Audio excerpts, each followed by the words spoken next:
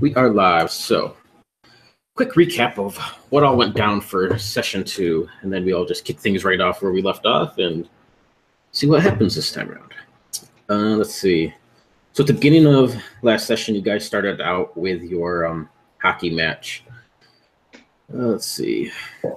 Everybody except for, I got to remember names here, Mac, played by Rush. You hung out on the bleachers and talked to some people up there, while Gunnar, Marshall, and Dave all competed in a hockey match, getting to meet some of the other different people you haven't met and scoring different back. Ends up with Liam, your team won. So Gunnar, I don't have my notes saying who all was on the team anymore, but I know Robin was on there and Gunnar, a few other people. Back and forth, I went through the hockey match. You guys got to RP a little bit, meet some other people. As I said, Gunnar, your team won. From there, you guys headed up to the lounge upstairs for the evening. Had a few drinks. You got to meet, who was up there? Robin was up there. Allie was for a little while. Catherine did not make it up there. She mentioned to you, Mac, that she was going to head on up, but you never ended up catching her up there. Henry was up there. He ended up being a little bit odd to talk to. Talked a lot of shit. Yeah, he talked a lot of shit. And there you go. You had a couple of people playing music and stuff, and for the most part, nothing overly major happened. Just kind of got to know people a little bit better.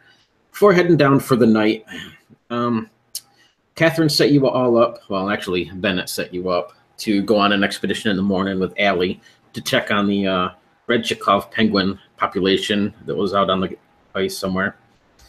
That was contrary to what Catherine wanted you to do. She expected to have you guys each do your chores that you've been assigned, such as Marshall, you cleaning the toilets and such, and Mac, you were gonna start fixing the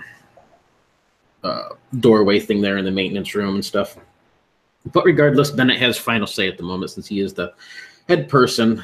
So you guys ended up headed out in the morning with Allie out onto the ice. Mac and you drove, along with Hugh went with you, and then Allie, Gunnar, Marshall, and Dave. The ride there was pretty much uneventful. I think, Marshall, you've seen something a few times on your camera with your night vision moving off in the distance. Never able to really get a good clear of what exactly it was, but saved it on your camera for later. Once you arrived at the penguin population, you found that it was just completely slaughtered. All the eggs should have been being taken care of, were just left abandoned. A couple dead penguins. After searching out a little bit, you ended up finding the whole population was just completely ripped apart. It looked like by some sort of predator, even though there should be no predators here on the continent.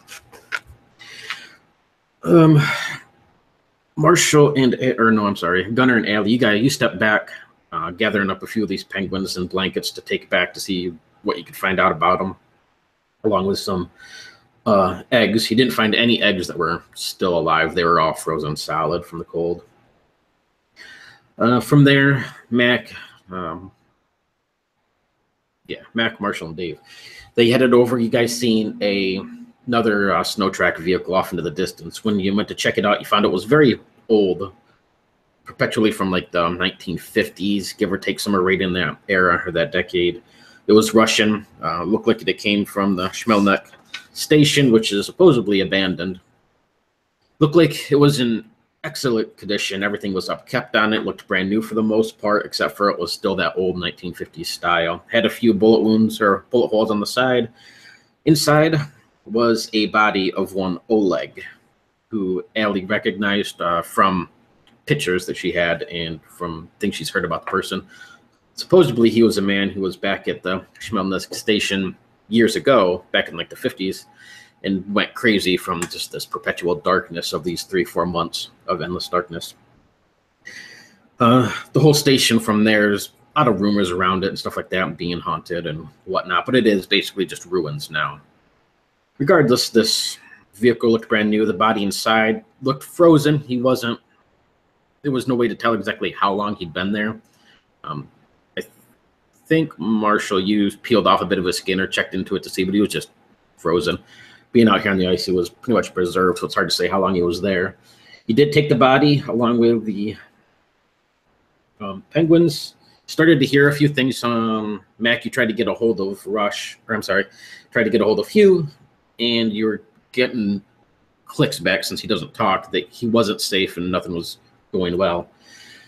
From there, you headed back to your original snowcat that you had, and there was sort of that moment in between, Marshall, as you were trying to decide to get out to go from the old one that you were driving into this new one. Ended up Hugh was in the trunk. You got him out. Everybody piled into your guys' snow vehicle, your snowcat. Strapped poor Oleg on the roof along with the penguins and hauled ass back to the station, Ross Park Station. I think that mostly covered pretty much everything. Once you got back to the station, they were already waiting for you. Bennett was there, along with some of the others, and we ended it right there. Hugh was insistent that there was something out there. Marshall, when you did check your camera, you did get a little bit. You worked with Jen, or got back into the computers anyway to check on yours, and this looked like some sort of four-legged dog-like creature, almost like a wolf, but a little bit bigger and not really like a wolf. But definitely there was something there. I think that's all I have from my notes, unless you guys have anything to add.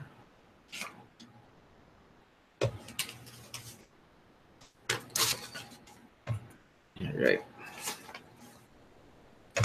So with that, hey Nathan, how's it going? Good, thanks. My calendar said this was starting half an hour from now, so. Oh, no worries. But not a problem. I was just doing a recap for everybody. All right.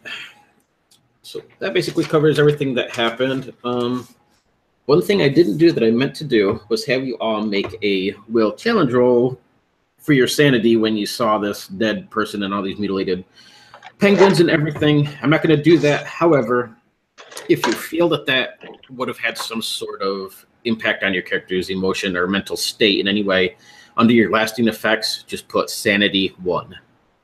If not, if you don't feel it would have affected you too much or whatever, it's something that would have fit with your character, then you don't need to worry about it. It's totally up to you guys. It was more of a role-played situation anyway, so. Or will you tell us when it comes into play? I'll tell you when it comes into play. Okay. Because I've added it, because seeing a bunch of penguins is not good.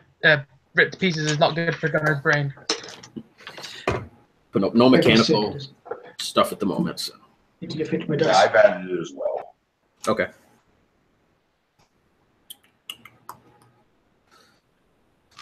All right, so that's that out of the way.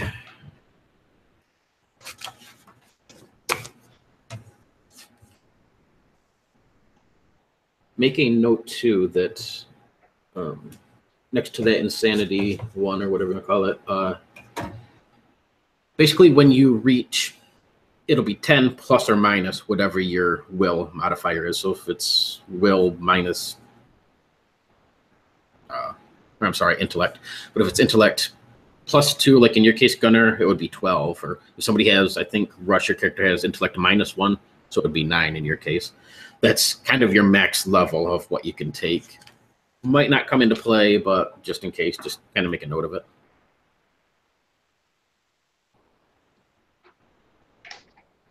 And I've been running like 12 different games, so if I say a will, I mean intellect. I just keep going off on the same thing.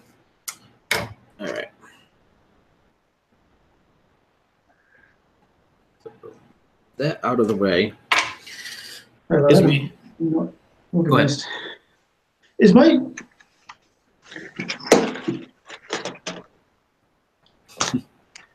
help if I use the right headset? Now can you hear us? Yes. Is my headset microphone working? I'm not sure if I. Yeah, I hear you. Okay, perfect. I'm not sure if are you hearing me off the echoey sound off the computer or off the.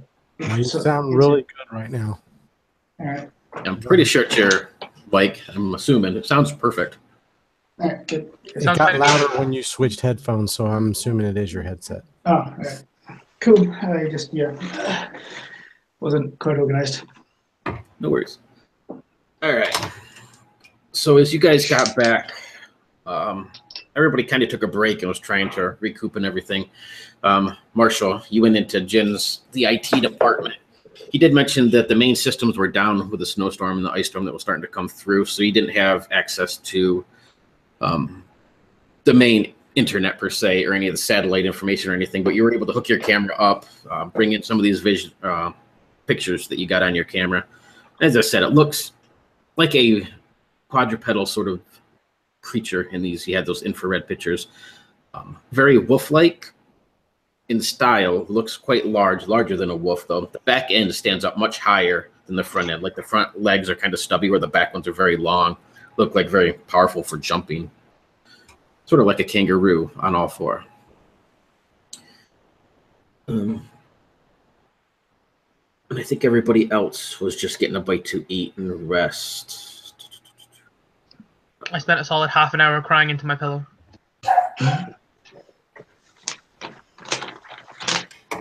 All right, so Bennett wanted to meet you all in his office once everything got sorted out and you guys had some bite to eat and stuff. So we'll just pick it up from there, unless any of you wanted to do anything.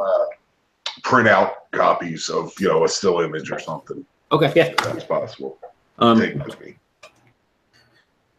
Yeah, Jin would have been able to kind of clear it up for you a little bit better too, so you can get a little bit clearer image. Print these out. Okay. Anything else before you guys head to Bennett's office?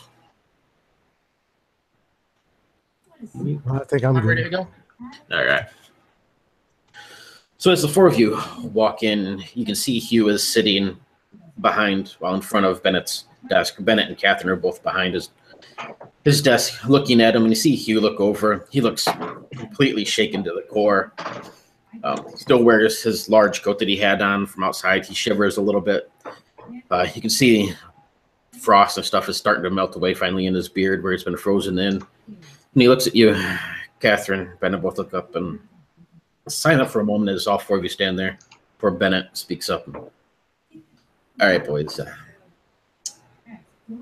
He was describing to us what happened out there. He says, I'd like to, well, Catherine and I would like to have a word with each of you privately, get your stories and see how things match up. So, don't take this as an interrogation. I know you're all on the same team. We don't want any hard feelings between one another, but, as a protocol, I'm required to interview each one of you, Catherine and I, one by one to make sure stories match up. And, there is no funny play going on. I'm sure you understand. So we've chatted with Hugh a little bit. He's wrote down exactly what he's familiar with happened. From what I understand, the four of you, along with Allie, headed out to check on the penguins while Hugh stayed back. So while I have his story and I'm a little concerned of what happened out there, Marshall, I'd like to speak with you first if that works for you. I believe that makes the most sense. It's good. Why don't you go have a seat? The rest of you, if you'd like to step outside, chat amongst yourselves. It'll only just be a few moments. He'll wait for each of you to step out and close the door. As you look around, Marshall, he motions for you to go ahead and take a seat in this large cushioned chair. He says, please, go ahead. This will just be a few moments, Marshall. We don't want to take too much of your time. You're clearly shaking a little bit. Well, why don't you tell us what happened out there? Well, we were heading out. Thought I caught something on camera moving along the same direction as us. That could have been a trick of the light or anything like that. Haven't went completely through the footage yet. We got onto the site and found a penguin massacre, basically.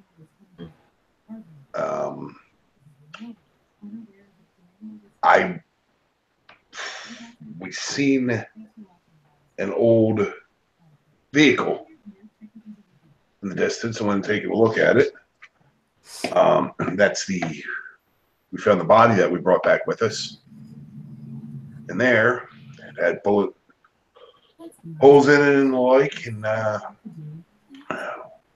we found ourselves in a situation with some kind of animals converging on us. And at that point, I'll show them the printouts. Obviously, there's more than penguins out here. and enough to scare Hugh enough to lock himself in the trunk. So it's very strange. And he'll take these pictures, 4 or 5 of them. He got decent images of them, flip through them, and says there's.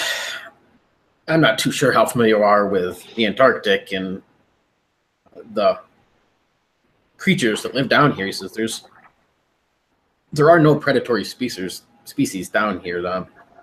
Besides the occasional sea lions and other orcas and such of the waters, nothing is here to prey on the penguins. Only thing Catherine and I could come up with is some sort of introduced species or something. He says, but even then, something,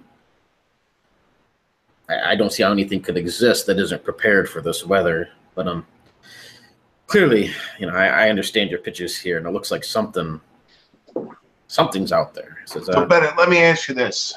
I'm more of a venturer than a biologist, but anything introduced to this region would have had to be introduced pretty much from our facility. There's nowhere close enough that anything would survive getting this far. No, he says, there's a Russian outpost far to the north, but that's another 600 miles or more. Chmelnysk Station, again, that's further west than even we are. He says, and besides that, the main base where you all came in at, but even again, that's far to the northwest as well. He says that it would have come from, obviously, I suppose here would make sense, but there isn't anything here. I mean, it's just a lot of us, unless there's something else out there. Nobody's seen anything like this before? No stories? No. See, Catherine kind of glares at you a little bit. Says, Marshall, on your adventures that you have, from what I've heard, you like to go out there and hunt the Bigfoots and the Yetis. And now, I'm not one to believe in such faux science and whatnot, just bullshit stories. From what I can understand, you just make your living, preying on those gullible enough to believe in this bullshit. But let's just for a moment say it's true. What kind of creatures would are rumored to exist out here? Perhaps some sort of stories, the abominable snowman, or is there like some frozen Nessie or something? The Yeti, but that doesn't run around on all fours as far as I know. Past that, y'all are the experts up here. All I know is that obviously isn't an orca in the middle of the land chasing us down. Well, Bennett will flip through the pages over time and kind of folds them up on his desk. As soon as Jin and the others get the satellites back up and, the ice off of them, I'll forward these over to the Armando Scott stations. Our main biologists, everybody's there. Until then, we're just going to keep everything under wraps. You're welcome to get some rest for the evening or go have a bite to eat, Marshall. If we need anything else from you, I'll call you in our office. So, perhaps maybe get with Jin, see if he can help you flip through some of these pictures. If maybe you can get a better image or something. For all we can tell, I mean, it might just be a guy in a large snowsuit. I'm just going to shake my head and get up and leave after that comment. This is Dave, why don't you step in for just a moment? I'll step in for a moment. So go ahead and have a seat, young man. I'll put this in your court. Why don't you go ahead and tell us what happened out there? We've heard Hugh wrote down his story for us and was able to blurt out a couple words. Marshall's story is quite fascinating. Sounds like it's one that comes from somebody who likes to hunt Yetis out here in the Arctic, but I don't I honestly don't really know. We just found all the penguins dead. Like they've been attacked by wolves or something, which makes no sense. But did they have bullet wounds? Could they have been just torn apart by bullets? Honestly, I didn't look that close, but it didn't. It would have to be pretty big bullets on the ends of big claws. So no, I don't know. I mean, maybe someone with a machete just went nuts. Hmm. I can't really think of a good reason. But yeah, we found this old snowmobile with the dead guy in it, wearing that Russian uniform. Didn't see anybody else out there. Maybe tracking through the snow. Marshall said he saw some people out there or saw something out there. I'm assuming it might be people, but Yeah, there were things, people, something moving around in the snow. I mean, it's hard to tell, with the weather like that. But yeah, yeah, there was something there. I'm sure there was. Like I kind of looked like wolves or dogs or something. Like, could somebody have tried to import huskies? maybe it's like I was telling them. There's nothing out here could survive that weather. That's not built for it. Even the harshest of dogs. I can't see them surviving out there for that long. Not long enough to destroy penguins. I don't know. Maybe if they were just put out just shortly before the storm. There was some kind of black stuff too. The dead guy had black stuff on him that made people go numb. I don't know. It was very surreal. Well, tell me about this black stuff. Nobody's mentioned that before. Like tar? I don't know. I'd be interested to know what it was. It was something like that? Did you touch it? No, no, but yeah. Sorry, I forget who's Gunner. Stuff. Yeah. But yeah, Gunner says it made his arm go numb, limp. It looked like it had been dislocated or something, but he just touched the stuff. So yeah, I mean, I have no fucking idea what happened out there. Maybe it was just crazy weather and weird hallucinations. Catherine will lean forward. Dave, you don't sound quite so sure about yourself. I don't mean to point fingers or put you on edge or anything. It's not my intentions here, but you sure, that's really all you can remember? You look like maybe you're holding something back. It's just Bennett and I will happily, keep our word safe. Whatever you say in the office is just between us. I mean, did you see people out there? Could it have been people? I mean, it would have to have been people, right? Like, what else could? She says, that's exactly what we're thinking. She says, Marshall insists he saw dogs or something out there. And he was clearly shaken up, but he's a little bit different in the head. And, you got to take what he says with a grain of salt. But, my thinking, I don't know if this works for Bennett or not, but, the idea when you mentioned huskies or wolves or maybe somebody putting them out there that, it might make sense. If this other vehicle's already out there, perhaps more people were there than just this one body that you found. Maybe they did have dogs or something that, maybe they had a reason to kill these penguins. I think the snowmobile had been shot. I think there were bullet holes.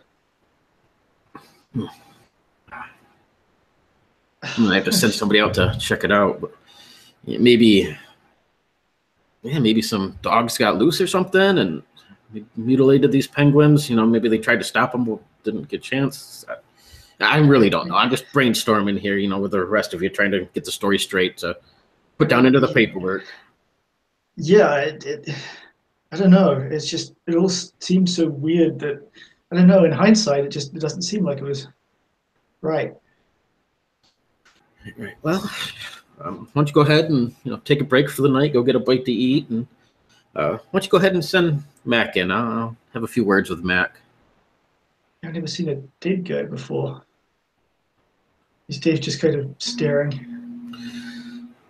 Well, hopefully we'll figure out exactly what happened, and we'll get this sorted out. Just go ahead and take a rest for the night. You look like you've seen some odd stuff, Dave.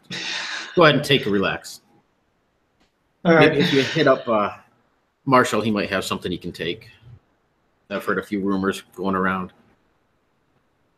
Yeah. All right. Dave gets up and just kind of wanders out.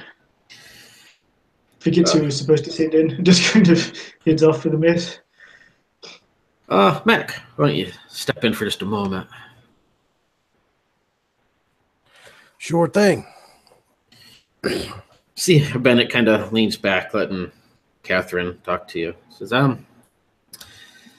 so out of your compatriots, I have to be honest, I think you're probably the most sensible one of the lot. We all, well, that's neither here nor there. So why don't you have a seat, Mac, and what happened out there? Everybody's saying they saw monsters and things that don't quite exist. Well, and he kind of sits back in his chair a little bit, folds his hands across his gut.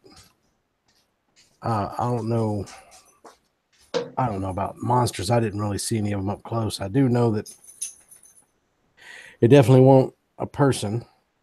And I've seen just about every manner of dog, wolf, and bear, and everything else. And whatever it was, won't one of them either.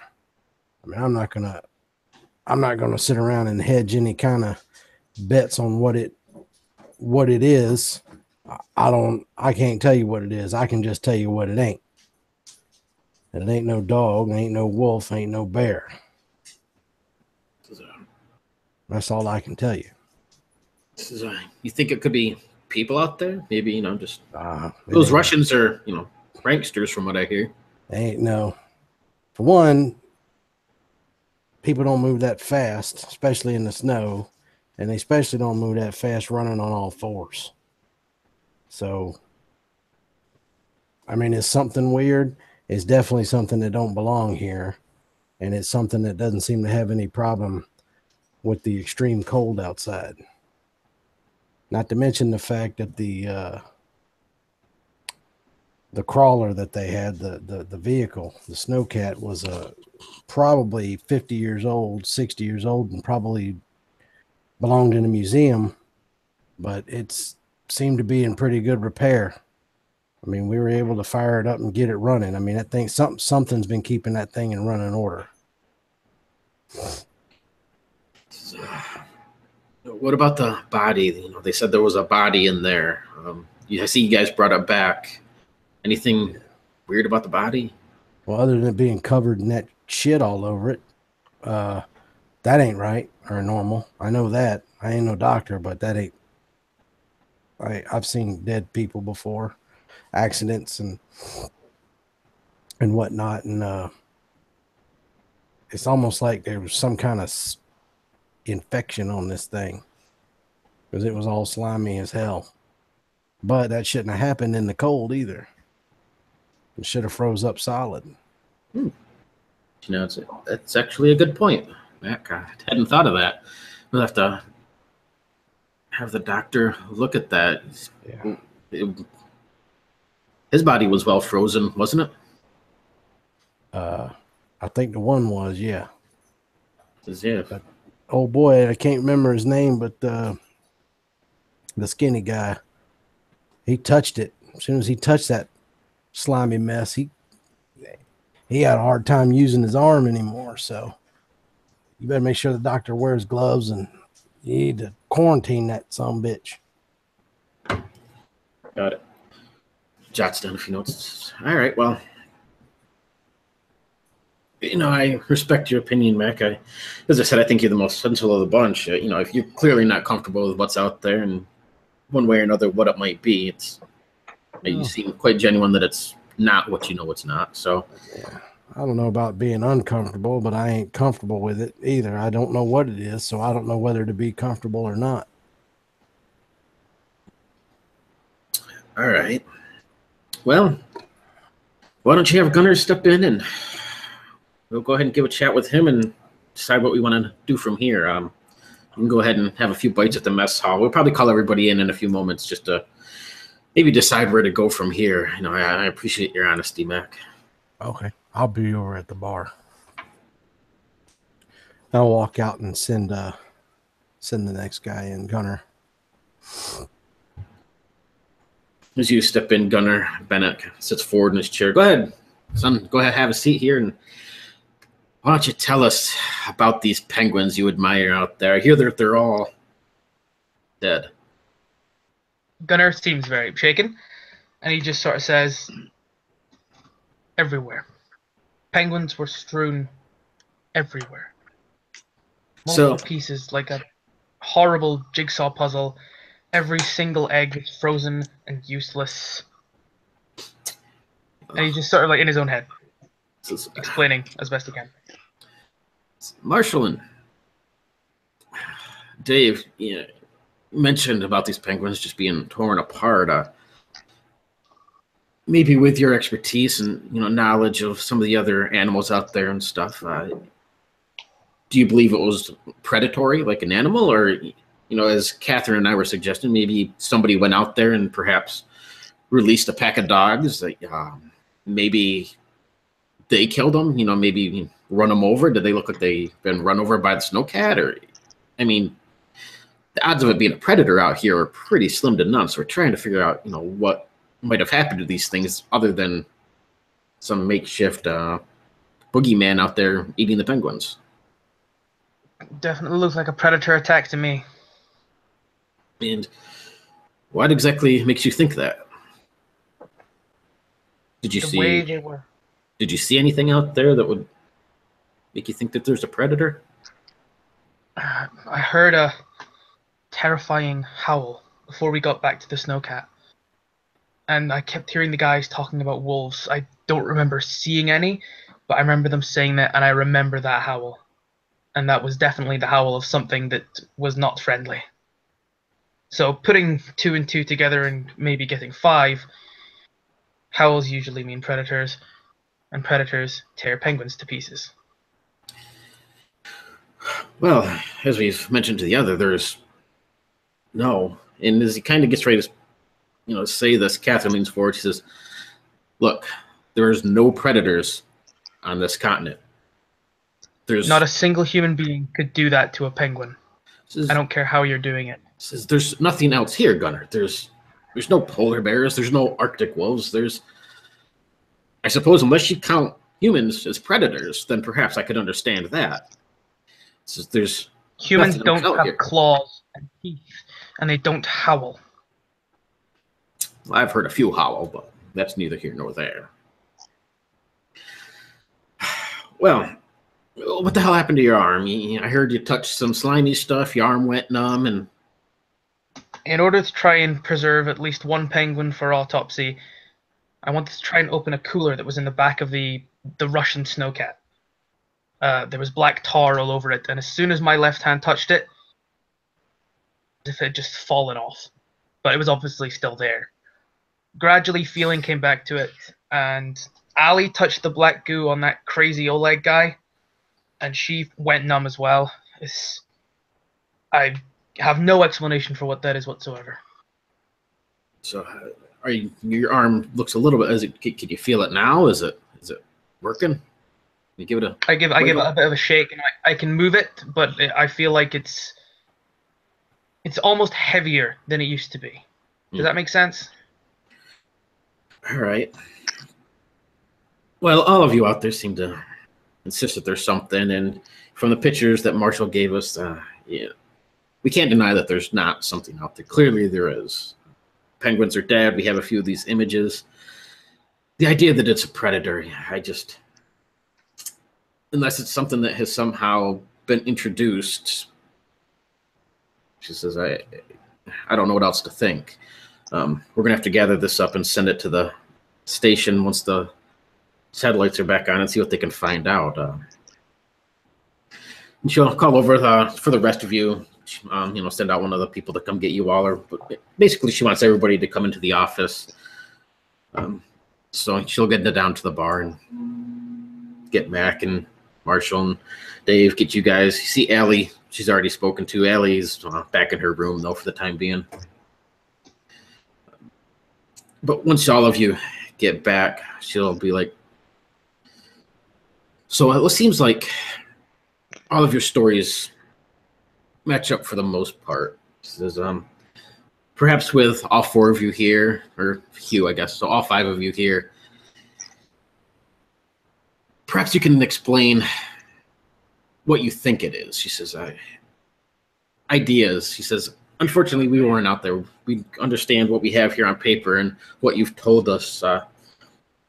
Protocol says that we need to send all of this information to the Armin Scott station before we can move forward with anything. We can't do that right now because the satellites are out. The main problem, I suppose, that I'm looking for is obviously there's something out there. Does a lot of you think we are safe, or do we need to take precautions against something else? Are we looking at a creature that's just eating penguins, or are we looking at crazed people and Russian snowcats that are murdering penguins?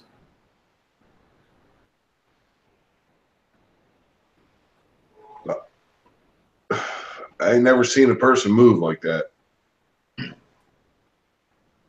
I've never heard a person sound like that.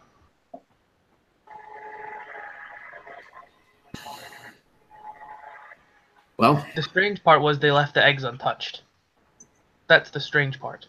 Surely the eggs would be, you attack the penguins to get to the eggs. That's what I would have thought. Did they eat the penguins? They all looked like they were mostly consumed to some degree, torn apart and half eaten, and yeah.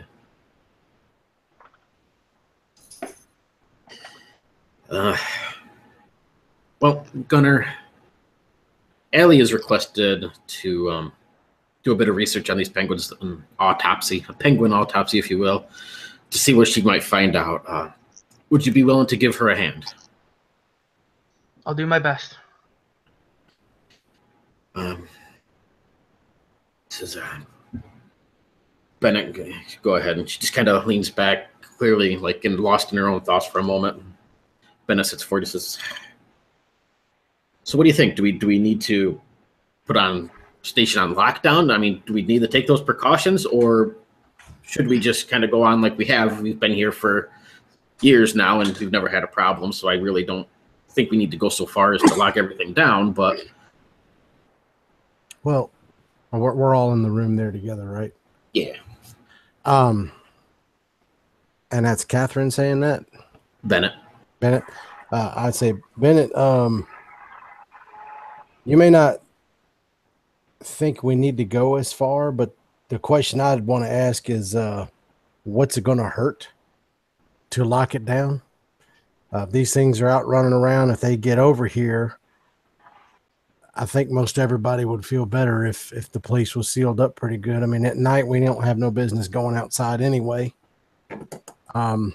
My suggestion would be go ahead and lock it up and have people, keeping watch from the, up on the second floor or whatever, things like that. And I would kind of like to go get that hatch down in the mechanics room sealed up and squared away, because that's an entry point that can't be secured at the moment. So it's all right. As you said, there's no hurt in doing it. We have to fill out the proper information and send it over to the station, which we can't do until the satellites are up. But otherwise we could still go ahead and take the precautions. That's going to require all of you to play your part in this. Take watch duty is required. Gibbs is in charge of, fully securing the station and stuff, so he'll have to get everybody together. It's not, perhaps not an issue. It's an inconvenience, but if you feel it, what about the rest of it? Do you feel this is necessary? I mean, you're going to be staying up half the night, Marshall, walking the plank, and doing your job instead of cleaning the toilets. I mean, Do you have any infrared equipment for while I'm up there? You'd have to get with Jin probably, and check what they have. Even Gibbs might have some stuff in the armaments lockers. He says, I'm honestly, I'm not fully familiar. We've never had to take such precautions to know what's out there to use it, but you know, there's a lot of different technology out there, so probably is something you could use. Yeah, I would hit up Jin first, and then perhaps Gibbs.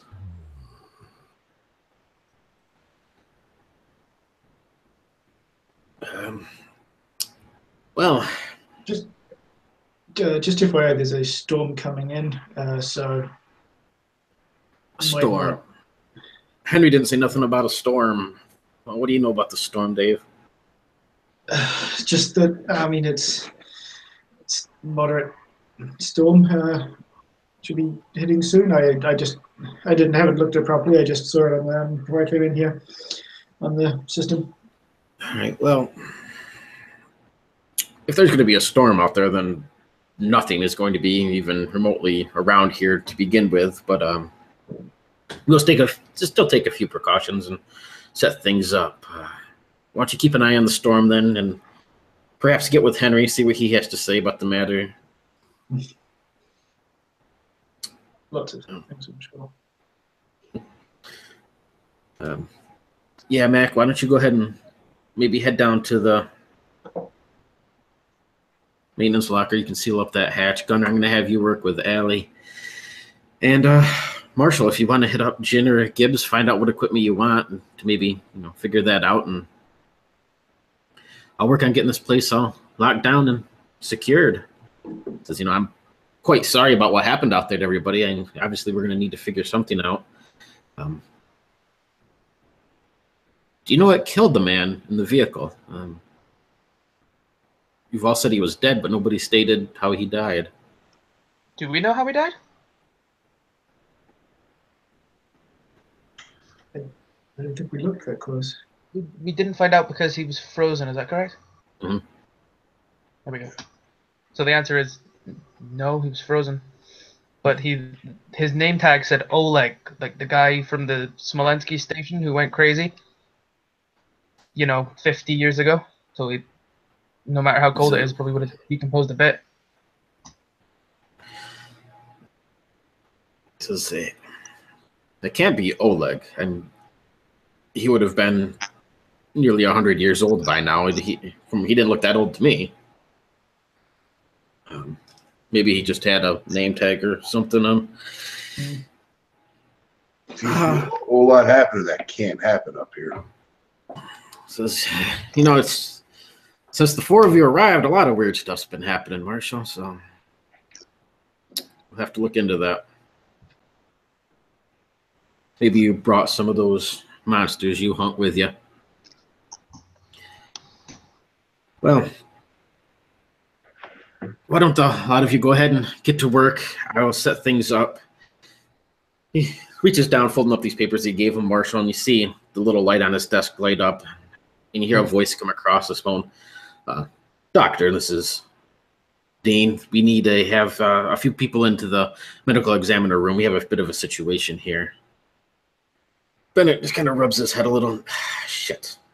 All right, well, let's go down, see what Dean needs. We'll meet up with Gibbs, and we'll get this under order.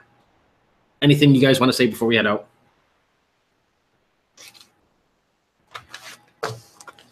No, just want to go get to work. Gunner's just sat wringing his hands together. Catherine stands up without a word and walks out. She walks across the hall into her office and starts rifling through some papers and drawers looking for something on her desk. Once she pulls out a simple little walkie-talkie type thing, seems satisfied and hooks it to her belt before heading down the hallway. And Bennett opens the door so all of you can step on. He says, why don't you go ahead and follow me down there? Mac will get you in touch with Russell.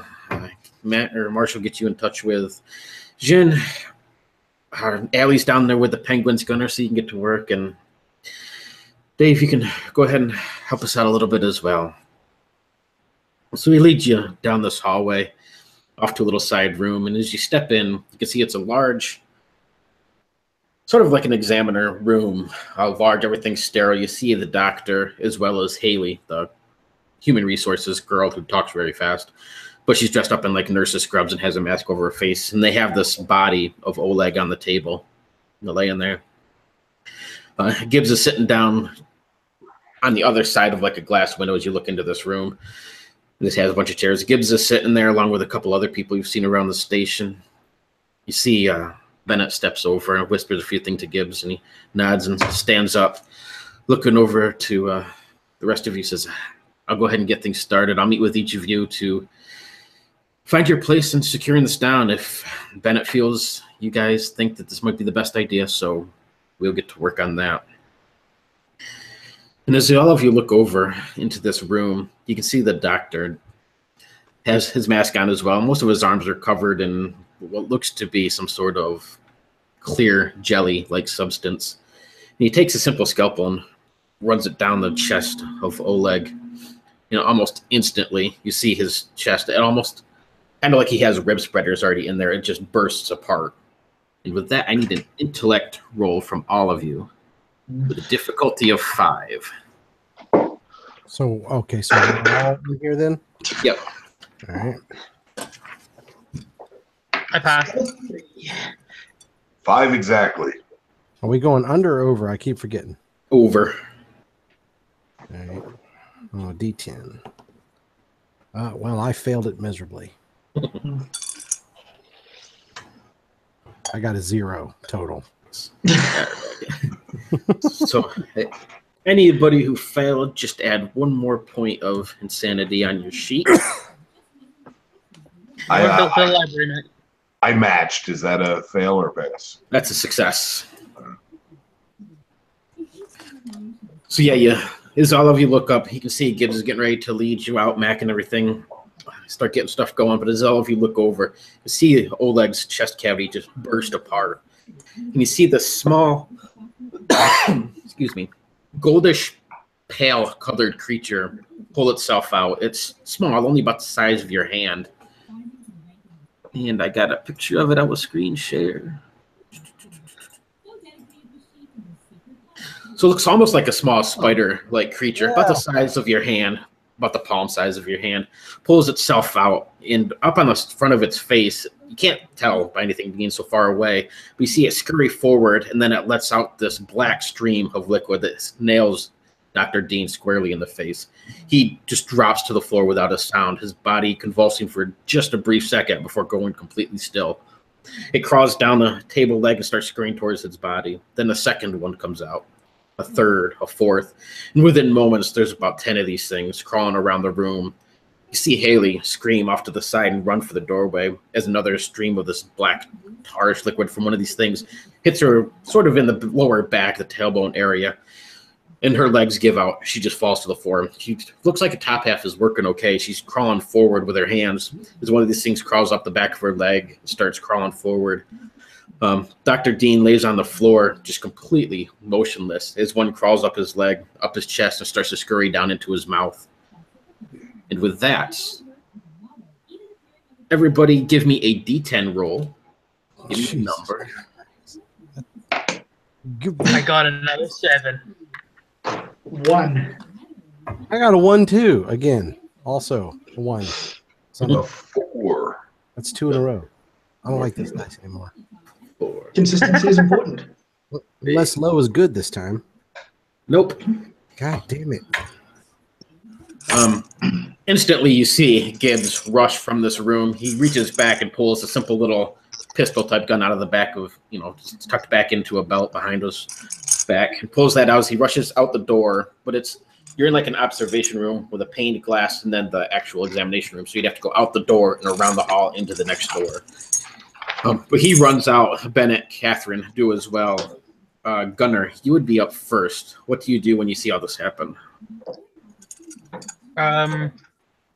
Probably start panicking. Truth. I guess he would run after them. He knows he's not able to do much, but he's gonna try and help in any way he can. Yeah, you run around in this room. You can see Gibbs is already hitting the doorway to go into this examination room. And as soon as he opens it up, 4 of these small spider-like creatures scurry out the doorway. 2 of them going one direction down the hall, 2 going in the other direction, scurrying in between. And as you look over, Gunnar, just in time to see one of these things shoot a glob of acid, black stuff in your direction. What is your defense? 4. 4. And I rolled a 5, so give me a D10 roll to see what body part this hits. Oh, I got a 10. 10, that's actually good. Your choice, it could be any arm, any leg. Left arm again. All right. Who needs that? Who needs that shit? All right. So, yeah, as soon as it hits, what little bit of feeling you started to feel coming back just completely gone. Your whole arm just drops to the side. And you see it scurry up a wall and into one of these little heating ventilation vents. Marshall, what do you do as all this happens? So is there one like on the ground close to me? Yeah, there'd be 4 in the hallway as you step out. One's going into the vent, and the other I'd probably 4 panic and try to stop one. But go ahead and give me a brawn roll or an attack roll. that'd be a 0 total. Oh, 0 total. So, yeah, as you stomp around, it just scurries back and forth, scurrying up one of these walls in between your legs, and then just cruises down the hall like super fast. Dave. Probably let out a scream that is not quite tough guy. We know. Oh, we know. As you step out of the hallway, Dave, you see Marshall screaming like a woman as he's trying to stomp on one of those little creatures. Behind him, one of them comes up. You can see that it crawls up the back of his pant leg, crawling up his back. He seems completely oblivious to this. Do you do? I'm going to hopefully point and scream, there's one on your back. But Dave is not great in high-stress situations, so don't expect useful action in a hurry. So he's screaming at you that there's one on your back. That leaves you, Mac.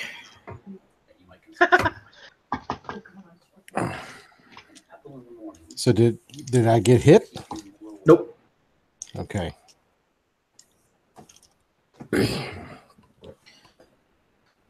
All right. Gunnar's left arm's hanging limp. Gibbs is in the room. You can hear him yelling, trying to stomp on these things. Dave is yelling that there's one on Marshall's back. Marshall's screaming like a bitch. Okay. Haley's crawling across the floor, trying to get out. You can see one crawling up the back of her pant leg, trying to scurry around her shoulder. There's one going into the mouth of Dr. Dean, who's on the floor. All right, but you said one of them's on Marshall. Yep. Right. Okay. So, are we all in the room with the autopsy? Yeah, it's right around the corner, so I mean, you can get into there within a moment. Yeah.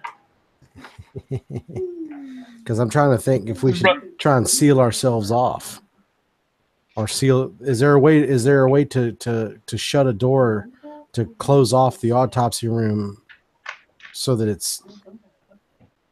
You could, but the doctor's in there, Gibbs is in there, and Haley's trying to crawl out. Well, so if you shut the door, you'd lock them in there with them. Well, but these little things are crawling up into the vents anyway. Oh, they're okay. All right. They're in the goddamn vents. So yeah. And they cut the power, man. They're animals. So how close is Marshall then?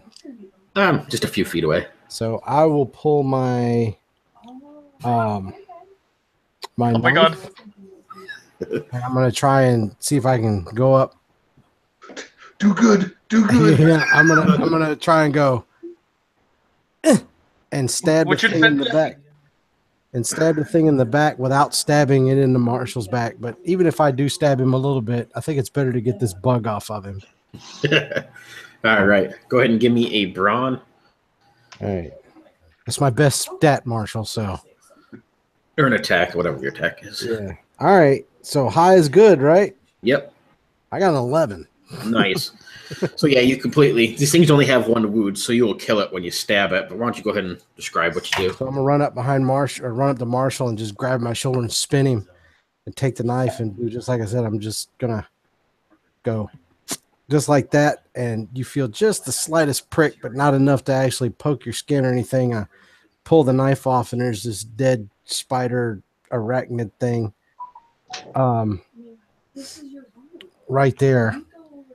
And I'm just look at it for a minute, and I go, "Oh, Jesus!" and then fling it like this and fling it off the end of my knife. And now I need to send, once I fling it off to the side, I need to send Morgan a note. So, On Facebook? Yeah. Okay. Something I forgot until just now. No worries. I'll bring that up in a sec. Inside, you can see Gibbs squanched down. You hear this crunch as he stamps his boot into one of these on the floor. He reaches over, trying to grab at the one that's crawling across Haley, but it scoots down and under her arm and up towards her face. The doctor just lays there, completely motionless. You can see his eyes move back and forth, and like this panic look in his eyes, but his body's completely paralyzed. Is this last one? The back legs of it scurry down his throat. You see this large glob kind of going down his esophagus, down into his chest before it's gone. Oh yeah, I figured that would come up, Rush. No worry. And with that would be the end of the round. So, Gunnar, you are up. You see the one, that Mac was able to get off of Marshall. Inside, you can see Haley's trying to pull herself across the floor. And she looks up at you with like this panic strict, "Get it off me, get it off me, get it off me." And just as she opens her mouth to say it again, this one kind of clamps right down onto her jaw and starts to scurry between her teeth. This spray of acid just splashes across her face, and she just drops to the floor, completely still, her eyes looking at you in panic. Gunnar, what do you do? Oh, shit. Goddamn dilemmas. Gibbs looks over. He's like, "Get that out of her mouth." I'm gonna try and get it out of her mouth with my Bowie knife. Let's see how this goes. I'm gonna follow the he knows more about violence than I do. All right, go ahead and give me a attack roll on this thing. That is a 6, 7, 8. Oh yeah, definitely. Go ahead and describe what you. So I'm guessing I'm like looking Haley right in the eyes, trying to like reassure her, and then as I swing my Bowie knife, I just catch it and then swing it off to the side without catching her. And off he goes, and he hits the wall, and he goes. With that, you see there's still one left in the room. It quickly scurries around between your legs, Gunnar, over top of Haley, and out the door, right across next from you, Marshall. You see it coming towards you. What do you do?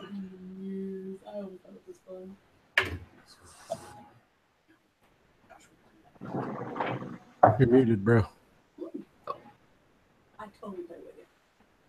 Sorry about that. It's all right. So you got the one out of her mouth. Gibbs is go. Yes. The one already got down to the doctor's, and there's just one left in the room that's scurrying on its way past you to get out of the room and down through the hall. I'm going to try to stomp on it again, I guess. All right. Go for it. That would be a 5 total. That's a hit, so go ahead. What do you do to it? I just kind of as it's getting real close to the door and about to go home free, I just stomp down and kind of squeeze it out with my boot.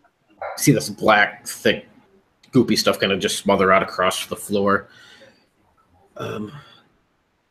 With that, you see Gibbs stand up and he looks over at the doctor, hurries over, grabs a hold of the doctor, putting him up on the table.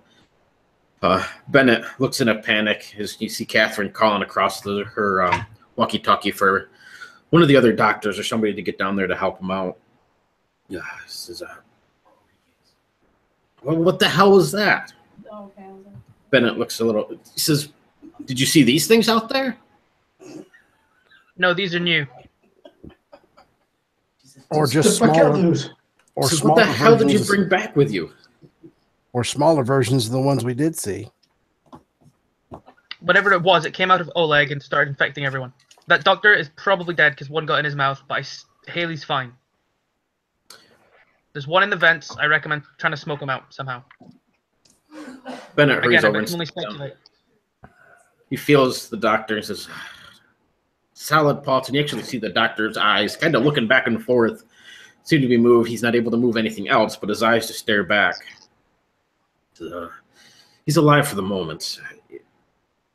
And he kind of rips open the doctor's gown thing that he has on, his surgical gown, and you can just see this thing kind of moving in the stomach. The abdomen area bubbles up a little bit. You can see it presses up against the stomach, clearly down into his stomach and intestines.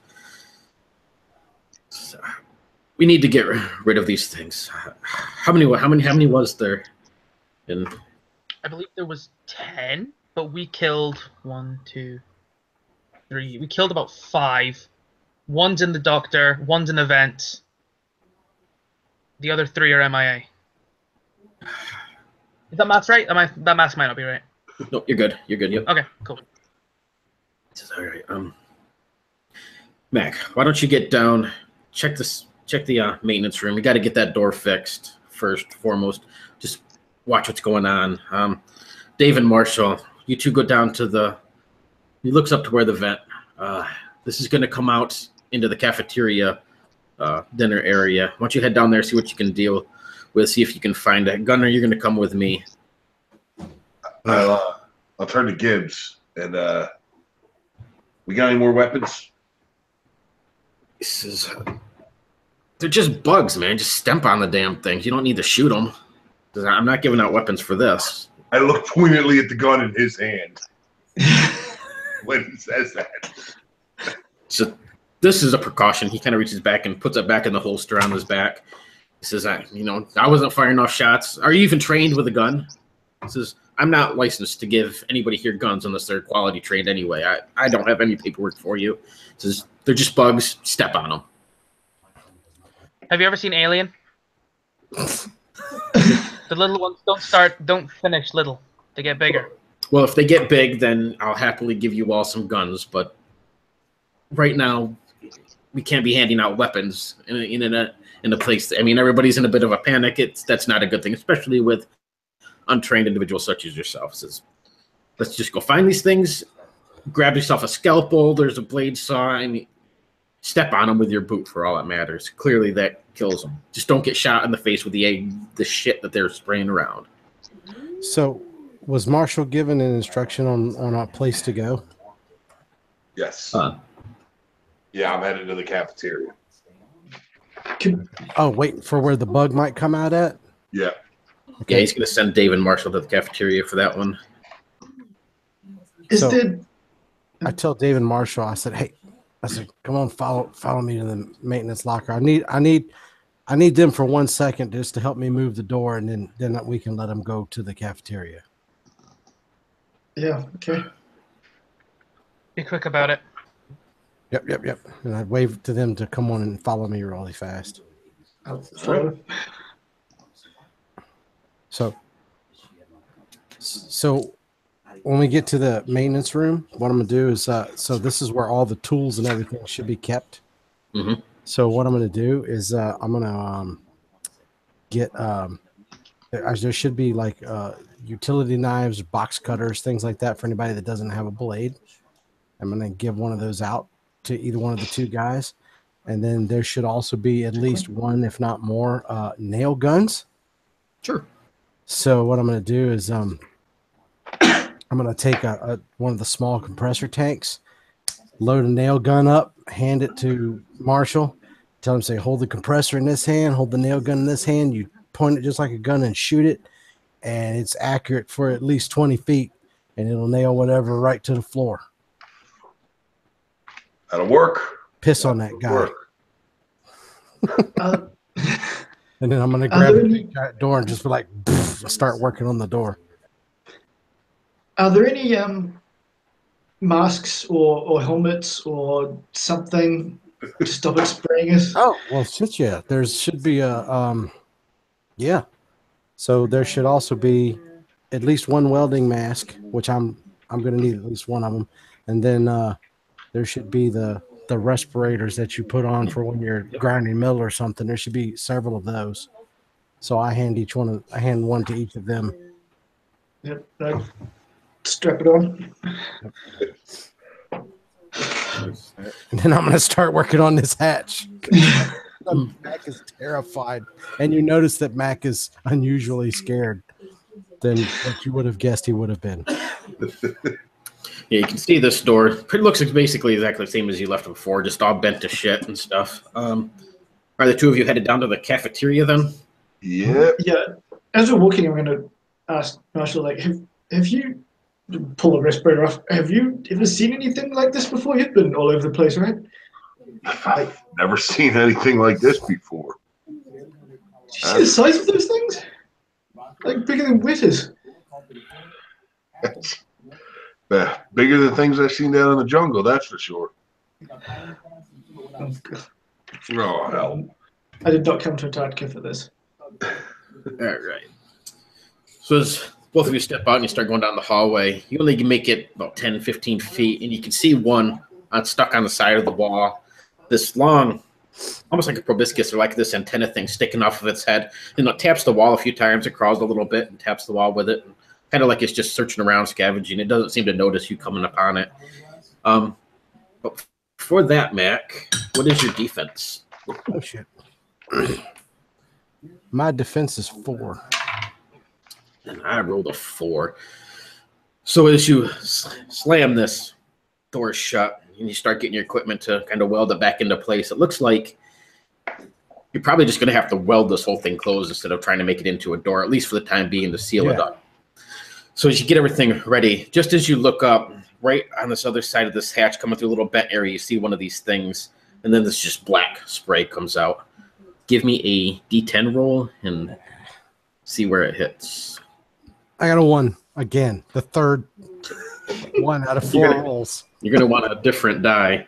As you look up, it completely splatters across your face. You feel your whole body go numb, and you just drop to the floor. Okay, hold on. If I'm welding, if I was getting ready to start welding, then common sense would say I may have been wearing a welding mask. All right. Give me a luck roll then. You want odds or even? Don't roll a 1. I'd switch dice. Odds or even? I guess we're going to take evens. All right. So if you roll an even, you got it down in time. If it's an odd, then you didn't. It's an odd. So yeah, just as you get ready to drop this thing down, just the splattering across your lower jaw line gets into your mouth. Tastes like really bitter, almost like a bitter apple taste. And your body just goes completely limp. You can see just underneath the hood of this, as it crawls down the wall out of your vision, and your arms kind of laying out a little bit to the side. You can see just the tips of your fingers laying there. And this little proboscis come up and tap your fingers, crawl up onto your hand, crawl up your arm, and then inside of your vision until it appears on the side of your face. Kind of crawls overhead, starts to go down into your mouth. The two of you hear the crash of the equipment from back in the maintenance room. This other one on the wall quickly starts to scurry away.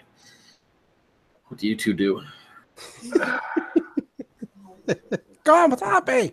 You know what? I'd have to bolt back to Mac. He got that one off my back. I'm getting Dave's so just- many fucking heebie-jeebies. No idea.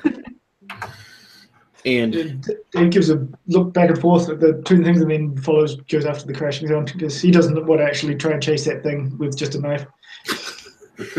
so as the two of you come around the corner, you see when Mac, just this black spray across his jawline, hits the ground, and this little bug come out of the bent part of the door, crawl up his arm, and start scurrying down his mouth. Just the back end of this thing is sticking out at the moment.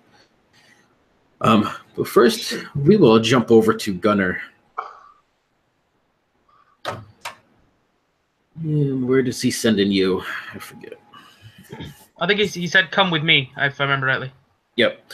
But I'm also not entirely sure he said it. So with those guys gone, you see Bennett looks back and forth. He's like, all right, we got to go check with Allie. We'll let them deal with the bugs. She's getting ready to check the penguin. We need to warn her something just in case these things are in the penguin. So he just goes like on a full run down the hallway, assuming you're following. Yep, absolutely. Right. You run down the hallway, go down like 2 doors and take you right into the next one. You see Allie standing over top of one of these parts of a penguin that has been kind of puzzled all together and stuff. Several pieces have already been opened up. She just kind of looks up in this shock as the two of you burst through the door. And she goes like this, and you can see this large, it looks like a crocodile-sized tooth she holds in her hands. Pulls it down, her mask down. I didn't think this was that interesting for you to come bursting through my doors, but look what I found. She holds up this thing. Gunner, look at it. It's certainly some sort of a predator that's out there. He kind of hands it towards you. I didn't think you would be so excited, though. Do you remember what I said earlier about aliens, Bennett? And then I show him the tooth and I say, this is what happens when they get bigger.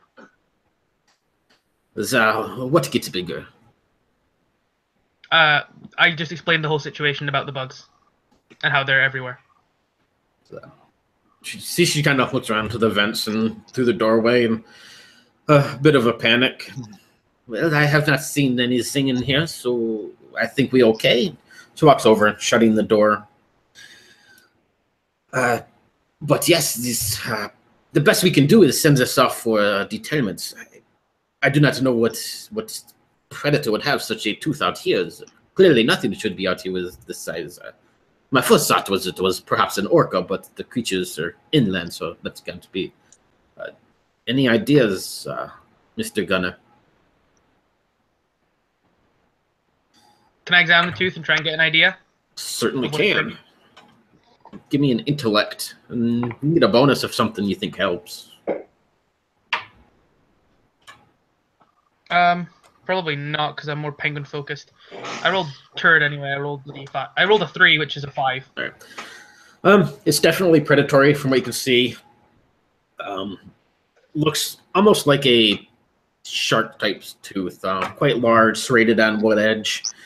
Kind of a palish yellow in color. From what kind of animal? Yeah, it looks like a shark tooth or something of that style, but what it would be, no clue. These creatures are just getting more and more complex. I don't understand. Are you saying these bugs that came out of the Oleg's body turn into large creatures that eat penguins? I'm only speculating at this point. There's nothing I can say for sure. All I know is they spit black tar, and it makes parts of your body go limp, like it did with you and me. And then I sort of wiggle my arm around. I can only assume they use that as some sort of paralyzing mechanism, and they use it to go into your body to recreate, to procreate, and then they burst out, and there's more of them. That's what happened to our buddy Oleg earlier. That's why they're all over the place now. Just as you finish saying that, you see Bennett just clamps a hand over your mouth, and he points. You can see one come out of a small air vent up near the ceiling, crawl down the wall a little bit, looking around, seems to tap its antenna against the wall here and there, scurries down along the wall, up into all the chemistry sort of equipment, the science equipment on the counter, in between them and stuff. It doesn't seem to take notice of any of you yet, though. I'm gonna attack it. What do you do? I don't want to say how I'm going to attack it until I hit it. It depends on whether I use my foot or whether I use my knife. Probably a knife. I mean, it's up on the counter right now. Oh, yeah, I'm just going to try and stab it with my knife. All right. Go for it. Piss. Oh, that's a 6. So that's a hit, right? That's a hit, yep. So yeah, that'll kill it. And then I sort of pull the knife up and I say, this is the bug. That is fascinating.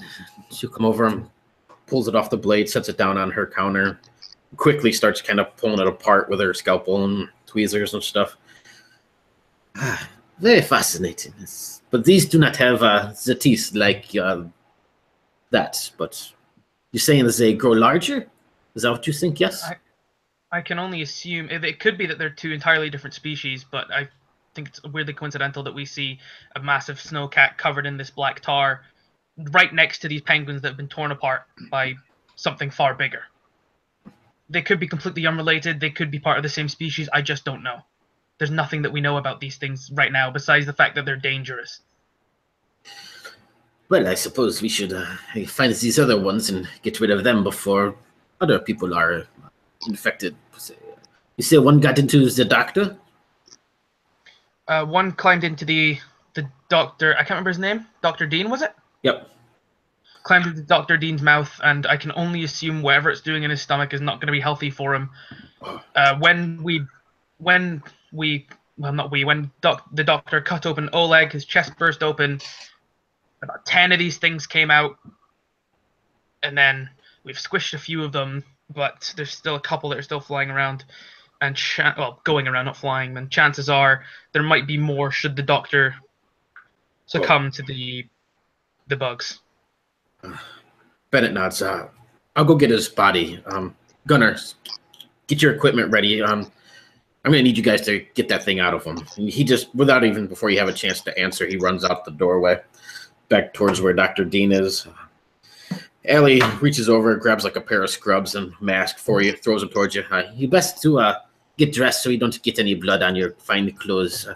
We will have to get this thing out of Dr. Dean and maybe as fast as possible. Save him.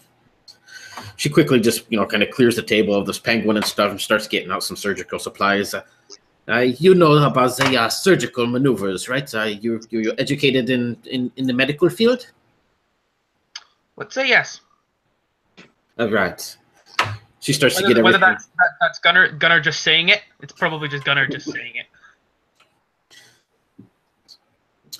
So a moment later, you see Bennett run through carrying the body of Dr. Dean, sets it down. You can see this thing still crawling around under the skin of his stomach. His eyes dart back and forth, and he just finally kind of switches over to you and Allie beside him, just staring at you in this sort of panicked emotion kind of coming from his eyes. Elio, quickly. Bennett, if I punch him in the face, will it knock him out? Or do we have anesthetic that's slightly more reasonable? Ellie shakes her head as we have very minor anesthesia. We're not prepared for this surgery of this type. I see what I can do. She quickly will go over and get a few vials and stuff. It doesn't look, what little bit Gunnar might know, it doesn't look like it's really enough for open chest surgery, but you really don't have much of an option either. I can't feel my arm at all, right? Nope. Right, so he's probably not going to feel when we cut open his chest, so let's go for it. She nods. She kind of gets everything set out. I apologize, doctor, but there's nothing we can do. See, she gets the scalpel ready. When I cut these open, you simply need to hold the ribs. They need to be separated. We don't have what's it called? A bone separator. And we can see what we can do. And she sets the scalpel down on his chest, and this red line starts to appear. She runs this blade down his chest. His eyes clearly dart back and forth in an absolute panic as this is going on. And we will swing over to Marshall and Dave. You guys I'm come also in. going to clarify that I am ready to stab anything if anything starts popping out of him. The two of you come in just in time to see Mac on the ground, the back end of one of these creatures scurrying down into his throat, or trying to anyway. What do you do? Oh shit! Dave. I would highly suggest you take that gun and, Oh, yeah. I don't know that that's the best idea. Is he close enough for me to, slide down and try to grab the back of this thing? You can try, yeah. Now, let me ask you this. When I squashed the one earlier, was it soft-shelled, hard-shelled? It was more like a beetle-type shell. So, it had a harder carapace, but it's squishy. All right, then I'll try to grab at it first and pull it. All right. So as you rush over, trying to reach out and grab this thing before it gets down into his throat, I need a dexterity roll. I'm going to say a 5. That is an 8 plus 1, 9. Nice. So you rush over. Just as this thing's starting to get down, you'll be able to get the back 2 legs and start to pull this thing free. One leg completely snaps free as it starts scurrying forward, trying to pull itself in. It's like you can see these small barbs at the end of its feet, almost where it's kind of like hooked inside there. So you're kind of pulling it out, but it's clearly like scraping down his throat and stuff. But yeah, you're able to, eventually kind of pull this thing free. What do you do when you pull it out?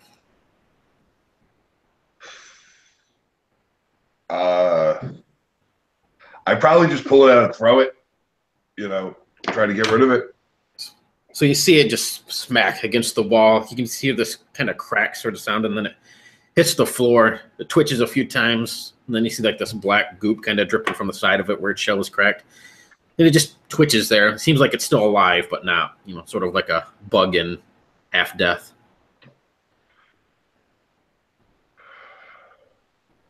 Do we have, is this place set up with like, I guess like emergency buttons in each area and all that too? Not really, no. You can set off like your alarms, your fire alarms, and panic alarm type stuff, but as far as like a smack it and a lockdown type thing, not like that. No high-end security system of that sort.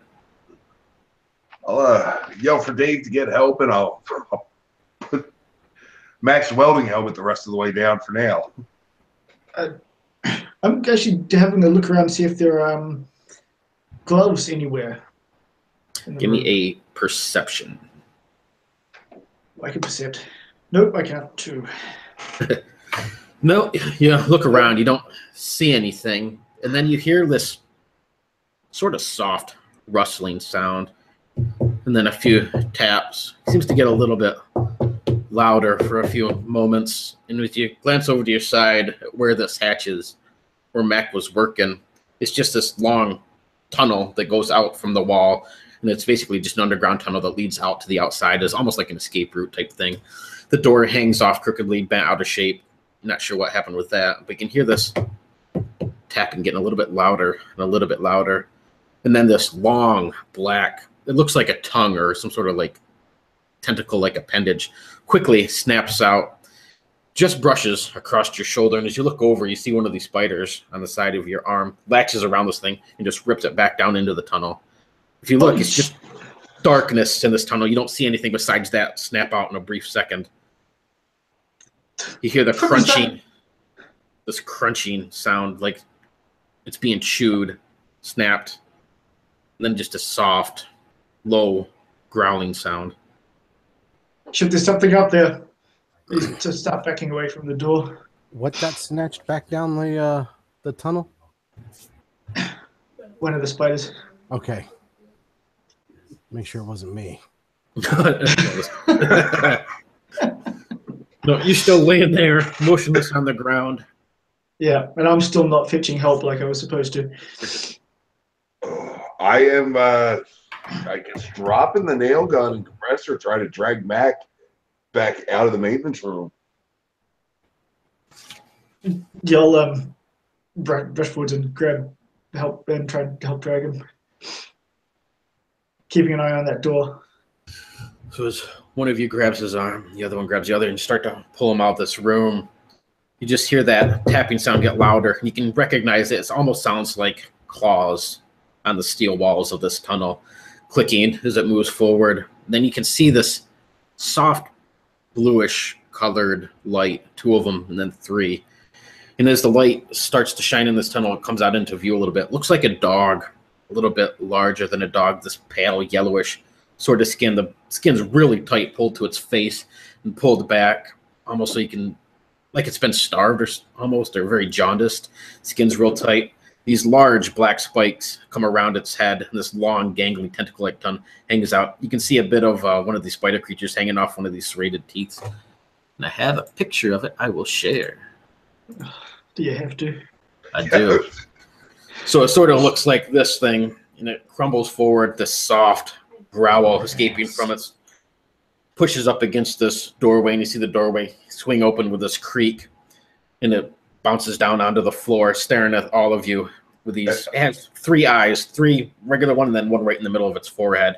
That blinks. And I'm assuming the way we're pulling Mac out, he can see this too. Probably just can't move. So I need an intellect roll first for a 5. Yeah, that was my other question. Am I completely out of it, or am I just paralyzed? You just paralyzed. So I am still aware of Oh yeah, totally. Oh shit. Right, I've got a 9. Okay, you're good. Yeah, we're just gonna keep dragging him out of the room as quickly as possible. What did you get for your intellect, Dave? 9. Oh, you got 9 too? Okay. So both of you good. And this thing almost like it's just more curious about you than it is fully like trying to attack. It doesn't take any move. It just pulls itself into this room, lifts its head up, kind of sniffs at the air a little bit. Its eyes lock onto the two of you as you pull Mac from the room, slowly get out. It does have a doorway, kind of like a barn door that would slam shut. Are you closing that? Yes. Yeah, as soon as we're out, I'm slamming the door shut and then looking for anything we can put against it. All right, as soon as you slam that door, you can feel this heavy hit from the inside as this thing smashes up against it. A small little hole from one of these spike things coming off of its shoulder punches through. And then another. And another. Step back from those. Is there any furniture or anything heavy that I could stick in front of it? Yep, that would go back into Russell's office, basically. So there's his office, chairs, desk, whatever. Where are we on this map? What's the maintenance room? 7, maybe? Yeah, so I would have thought we came back into the main hall. I don't have my map right here. Let me look. I'll tell you exactly where you are. You would be in 10. I'm sorry. 10 is 10. Oh.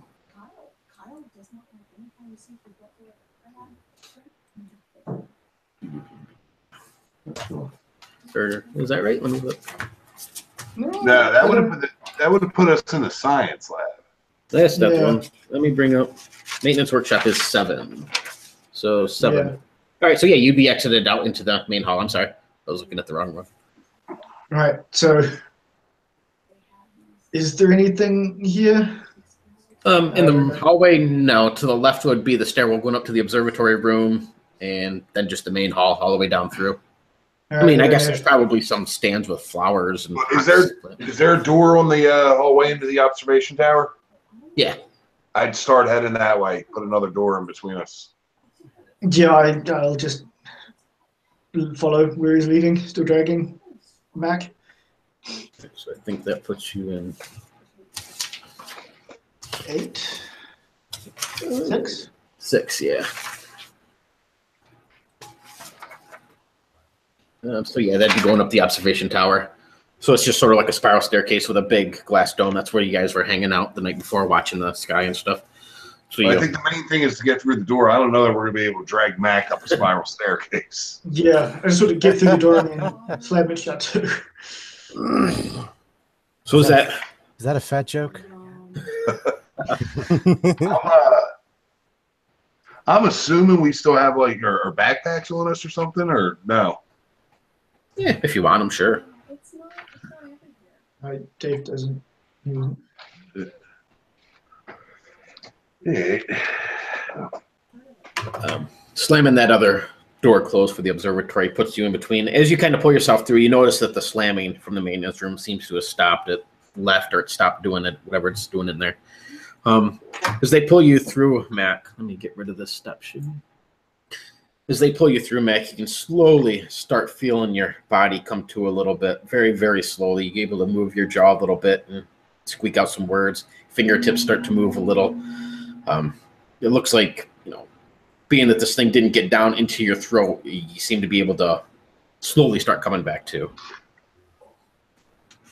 So, What the fuck was that? Did you see that thing? It had 3 eyes. So I'm gonna be sitting there going, "Dude, get inside me." What? Best I can talk right now. Dude, get inside me. Dave's too busy freaking out to pay any attention. He's just kind of like, You're good, big guy. We got it. We got it. Jesus fucking Christ.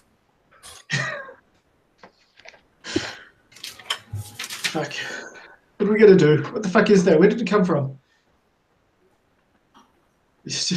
Dave just paces around in circles.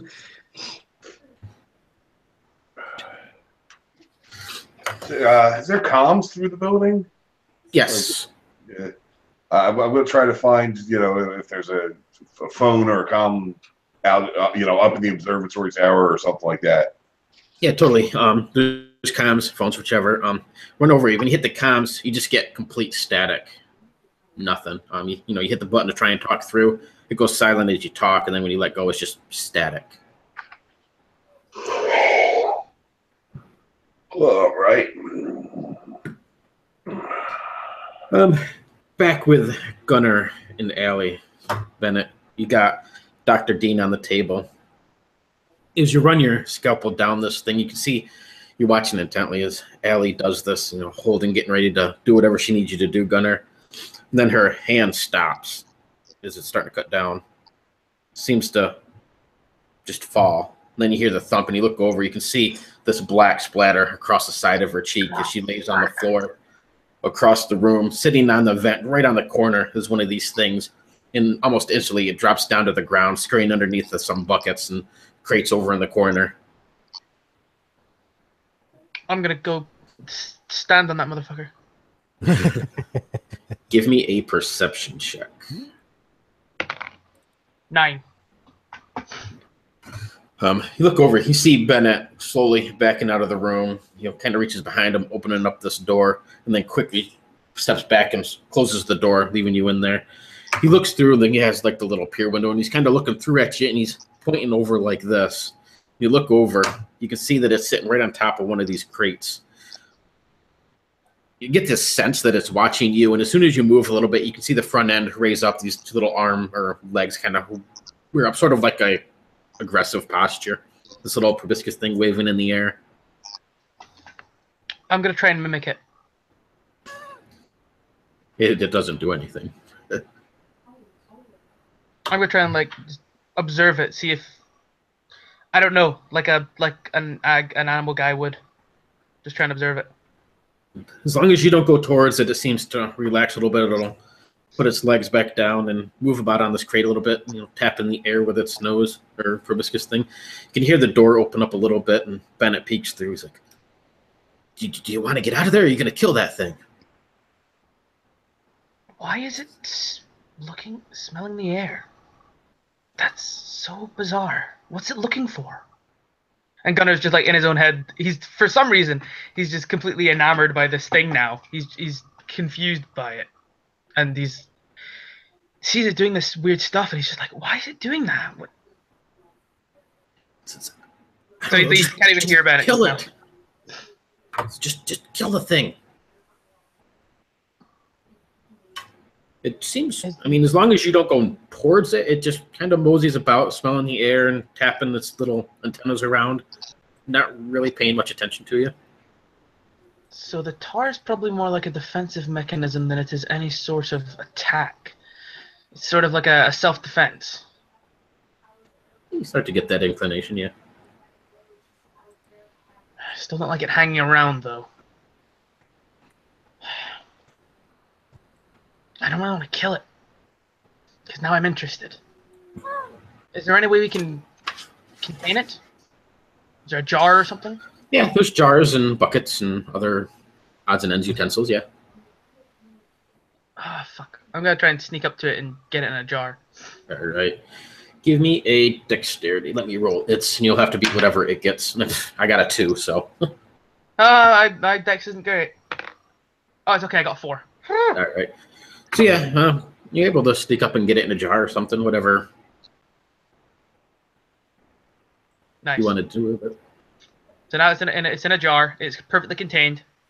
Now let's go finish this section of the thingy, because now I don't have to worry about it. And when you hold it up or whatever, you just see this black goop get sprayed across the inside of it. You can see it kind of clanking up against the glass and trying to get out, but once you seal it up, it's not going to be able to move. I'll deal with you later. I say to it, and then I go deal with Dr. Dean. And Allie's now basically completely paralyzed, right? Yeah, she just lays on the floor at the moment. So I guess I'll have to try and cut this guy open. Bennett, are you ready to take down anything that comes out of it? He looks around, grabs, like a small hammer bone and something to use as a tool. Yeah, you know what you're doing? I'm going to have to. And I start doing whatever I think I would do in a surgery situation. All right.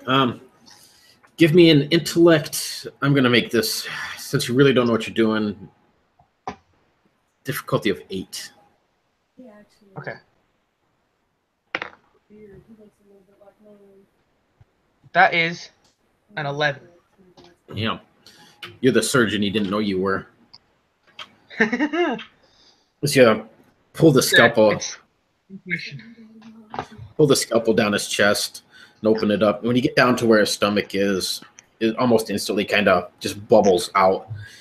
You can see it's moving around inside of the actual stomach, pushing up against it.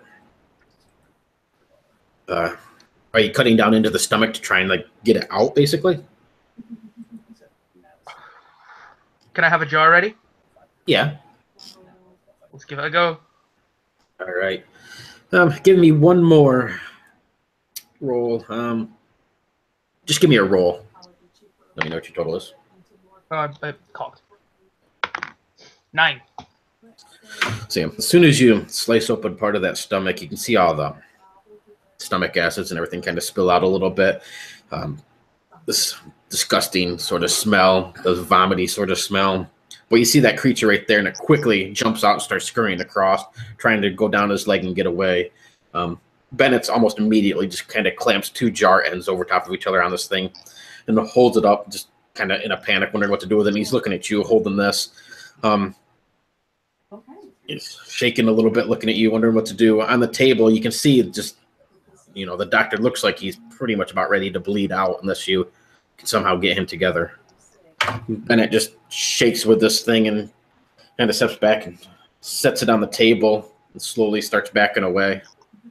I'm going to try and patch up the doctor as best I can with my limited knowledge. All right. Give me one more roll. Intellect. 11. I rolled a 9 again. That's my third 9. Oh my Nice. god. You are a surgeon. Yeah, you're able to at least amateurishly, but be able to kind of sew back with the cuts that you made and get everything patched up. The whole time you can see this panicked look down the doctor's face, and finally it just goes completely still. He still has a heartbeat. He looks like he's alive, but it's as if he basically just passed out. But his eyes are kind of stuck open. So he just lays there. And you patch him up the best you can. It may not look pretty, but his stomach's inside of him and it's stitched up. So those things didn't get a chance to reproduce. With that, you can finally see, once you get this one out of him and stuff, his fingers twitch a little bit. You can see his toes twitch. As you're doing all of this, slowly, Allie starts to come to on the ground as well, moving her head a little bit at first and everything. It seems that this stuff seems temporary at best, paralyzing, but once they're in the body, it seems to completely paralyze them until otherwise they come out or something. That makes sense. So back with Dave, Marshall, Matt. 3 of you are in this observatory tower. You hear just nothing but static on the comms unit. You can't seem to get anywhere. And then everything just goes completely dark as the power goes down. And you're left standing there. A few minutes pass before the generator kicks on and the emergency lights appear around. What do you do? How much of my mobility do I have back? You're stiff and sore, but you can move around or at least get up to your feet and limp a little bit. Okay. Sorry to interrupt, but has feeling started to return to my arm yet, or is it still limpy? No, it slowly starts to come back as well. Yep. Okay, cool. Well, the first thing I'm gonna do is fish for my. You said it's gone completely dark, but you said the emergency lights did come on. Yep. It took a few minutes, but you can see the generator must have kicked on. The emergency lights come around that are on. Okay. And what room are we in again? I'm sorry. Be room number 6, the observatory tower. I'm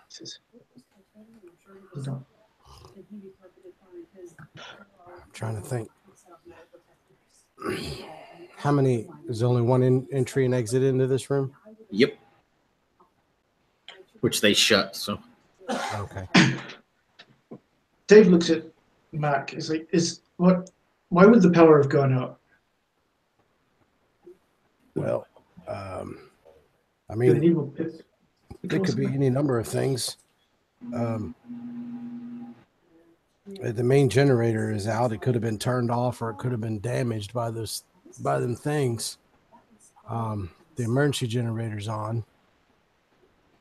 So, I don't know, man. You can hear a soft voice coming from up on the balcony area where you guys were hanging out the night before. And, well, aren't you just a funny looking little thing? And you can hear sounds like tapping, almost like a keyboard. Nope, nope. You go ahead and you sit right there. Just sit right there. Let me take a picture of you. Is it Henry's voice? Huh? Is it Henry's voice? No. Because I'm almost thinking let it happen if it's Henry's voice. No, it takes a minute because it sounds like a woman's voice. And Dave, you recognize it after a minute as Olivia, the same girl that wanted to do a story about you and was taking pictures of you. Oh, God. Dave looks up for a second. He's like, oh shit. No, he starts running up the stairs. It kind of swirls up, but as you get up to the top, you can see Olivia sitting at one of the desks. She's got a computer in front of her. Looks like she's been working on her story and stuff. All these pictures of you across their desktop, making all your poses. Some of them have been photoshopped with much larger, muscular men in place of your own. More Schwarzenegger-like and buff and very waxed chest, shiny. And right beside her on like a little speaker system is one of these things, spider-like creatures. It's a little antenna waving in the air, and it seems to crawl about. You see it crawl up along her arm and across her shoulders and back down to the desk. And every now and then she'll take a piece of the sandwich that she's eating and drop it down in front of it. And you see this tiny little, almost like a sucker appendage, kind of reach out and suck this little piece of sandwich in. She'll turn and be like, "Oh, Dave, come look at this thing that I found." Get away from that thing. Get away. Move. But no, No. it's okay. Seriously. I named him Zed. It's a great little creature. Back when I was just a child, I used to have a tarantula. Get away from that thing. It's not going to hurt anybody. I've been feeding it my sandwich. Just come, just look at this thing. Dave's holding this utility knife like he's ready to have a fight or something. Dave, it's okay. Are you okay? Is something wrong? I heard you guys were like out chasing Yetis or something today. It's okay. It's okay. Those things came out of a dead guy. They spit at you. To give you this curious look and look at this small thing, and it came out of a dead guy and spits at you. Dave, you realize how you sound? Yes, just get away from it. Get away from it. He's kind of like circling slightly, kind of inching closer, but still looking like he's ready for a fight. See, she just keeps her hands up and she's like, "Dave, it's okay." She'll kind of slide her chair out a little bit and back up. It's like, it's okay. It has not hurting anybody. Are you sure you're okay? Do you need a drink? Why don't you have a seat? We'll talk about this like rational people. This thing's. I think one of those things called down the doctor's throat. Get away from it.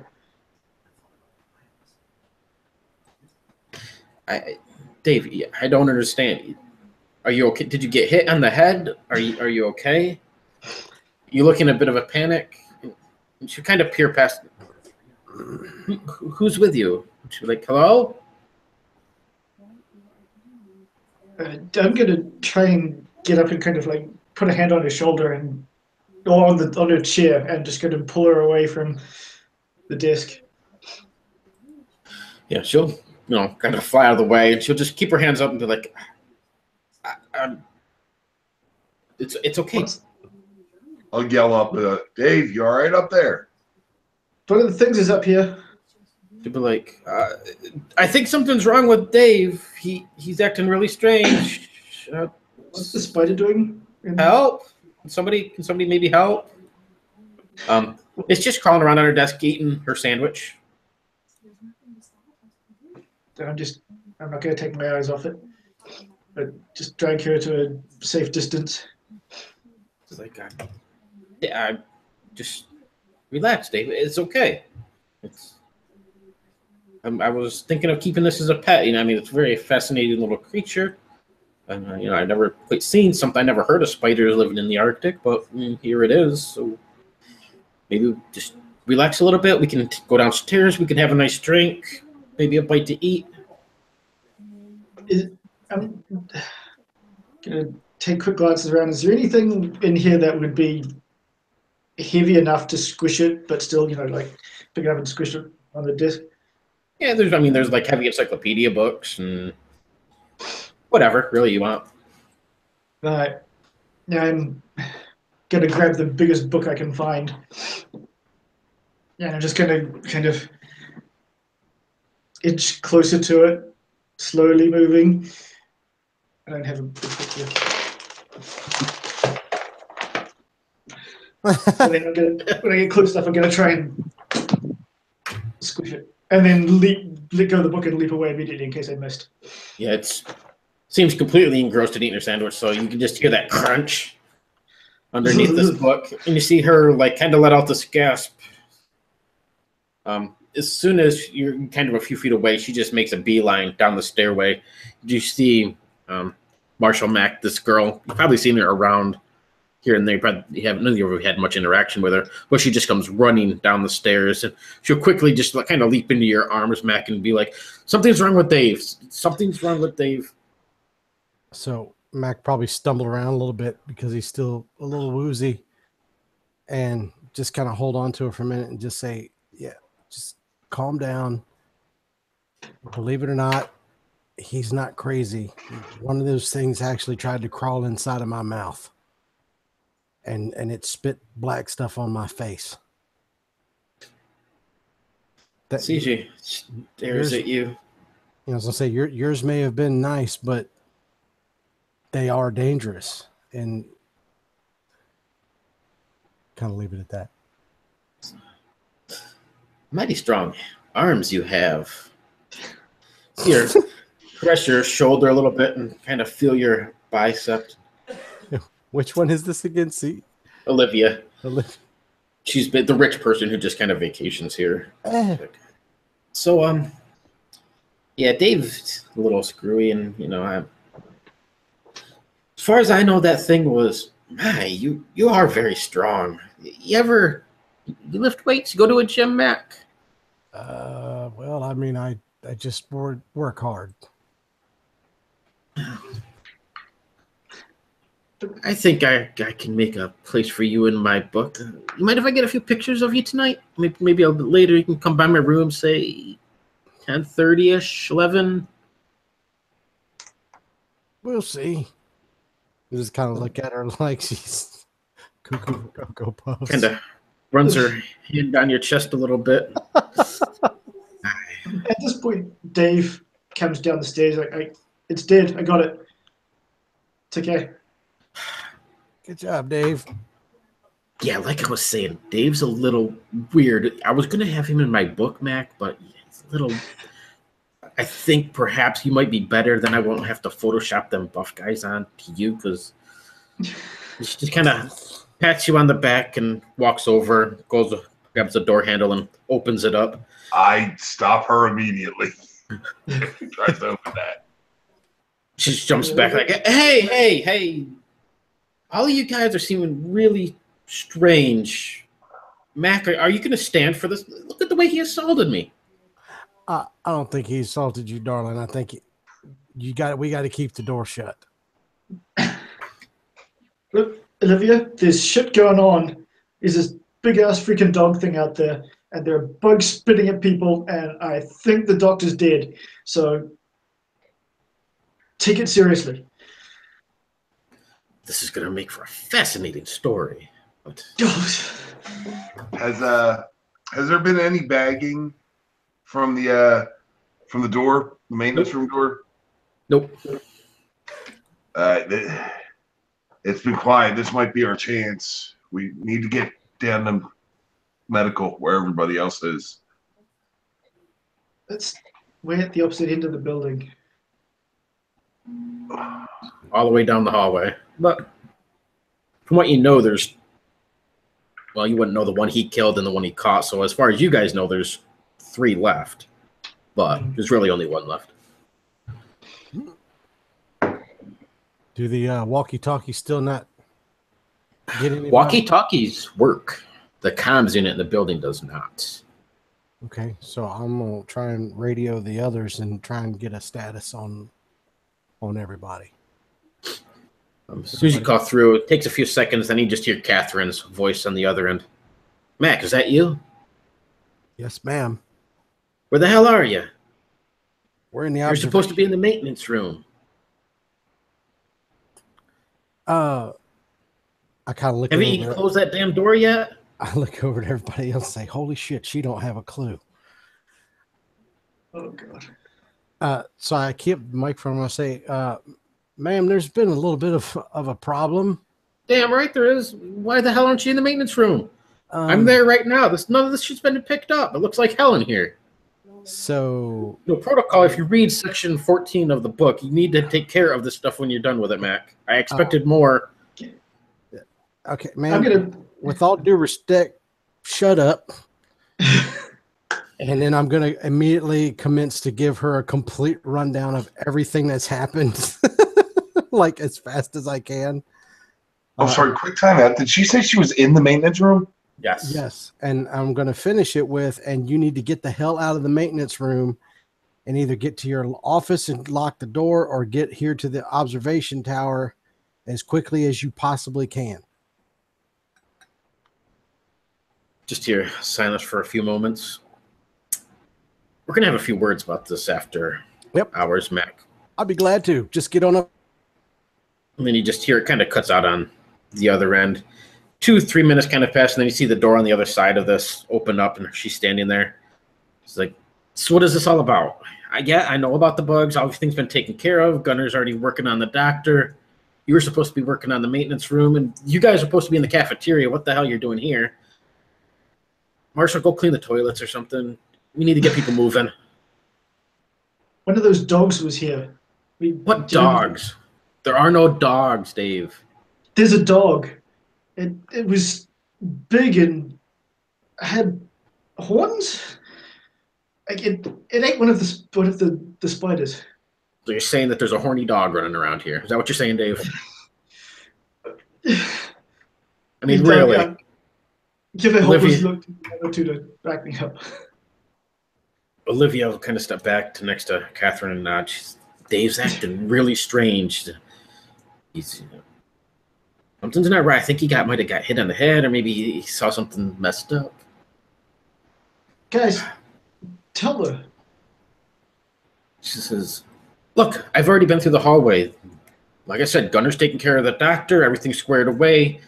As far as I know, the bugs are gone. There is no horny dog running about the place. Everything's okay, guys. Maybe if you would have went to the cafeteria like you were supposed to, we could have had this under control. And you have been wrong about everything every time you've opened your mouth. Why don't you listen to people who see what is going on? If you don't believe us, go ahead and head down that tunnel.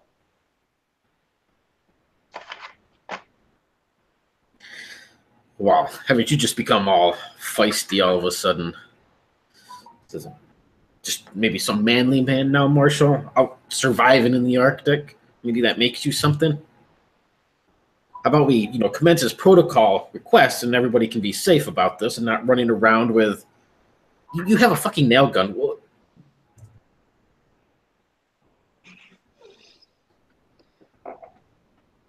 I don't know, do I still have the nail gun? Yeah, I'm assuming you took it with you. I imagined you would have dropped it to drag. Yeah, I would have thought I would have dropped the drag back out, but I'm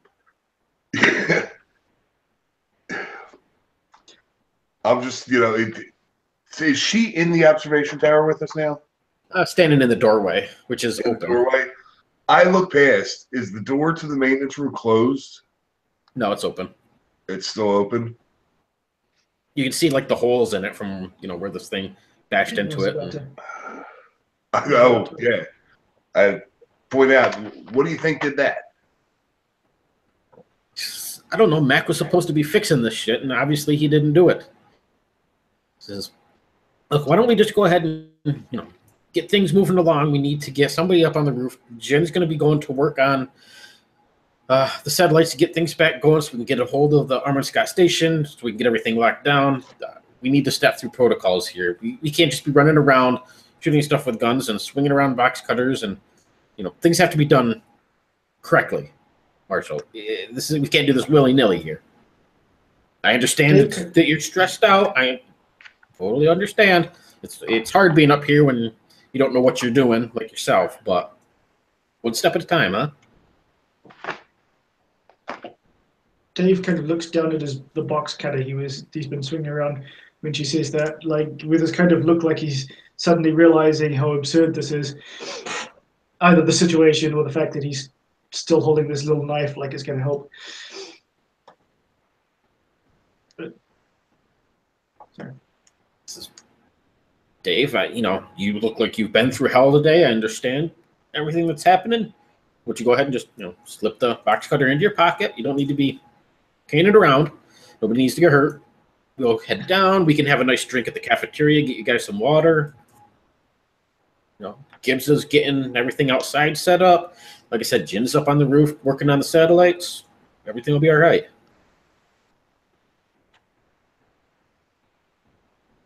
No,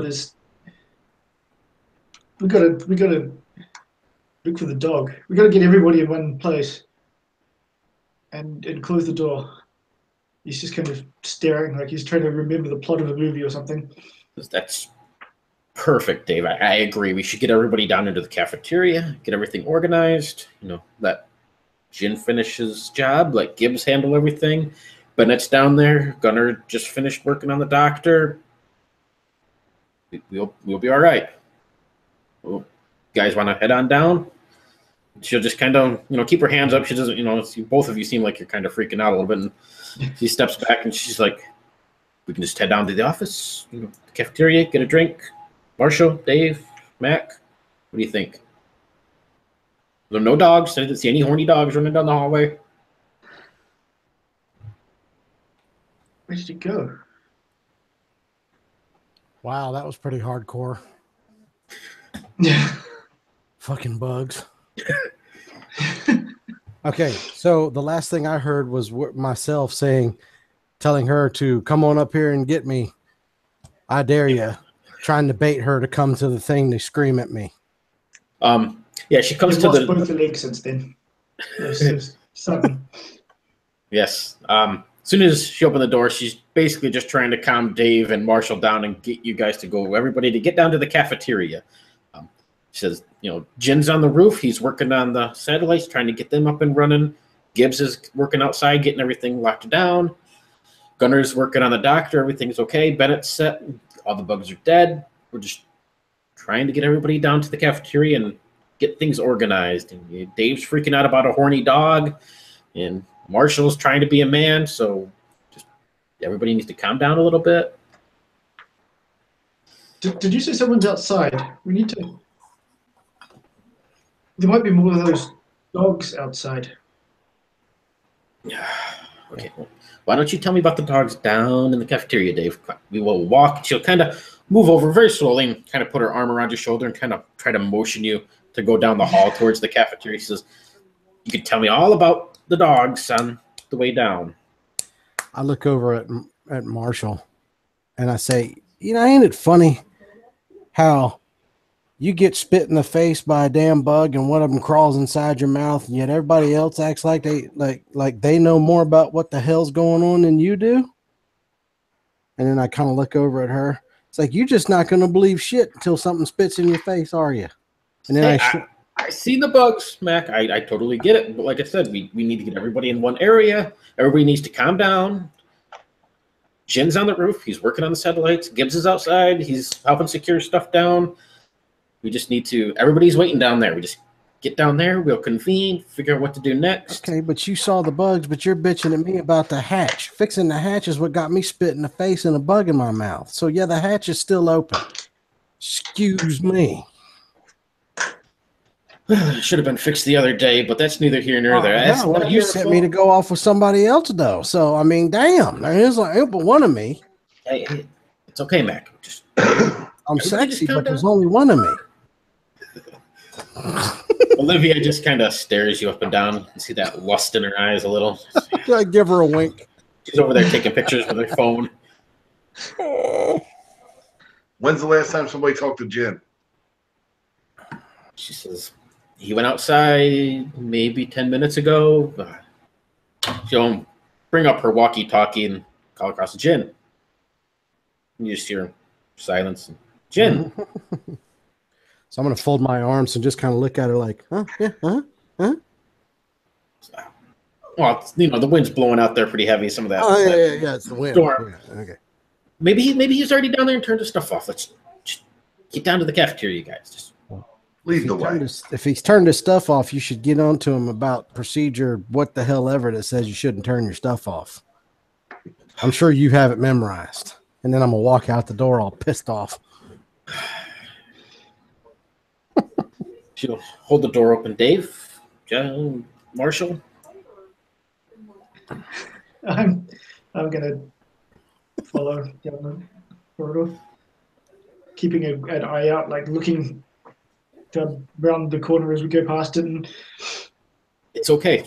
If you see any horny dogs, just let out a yelp and we'll know something's there, Dave. You're in charge of looking for the horny dogs. Marshall, you're bringing up the rear. All right.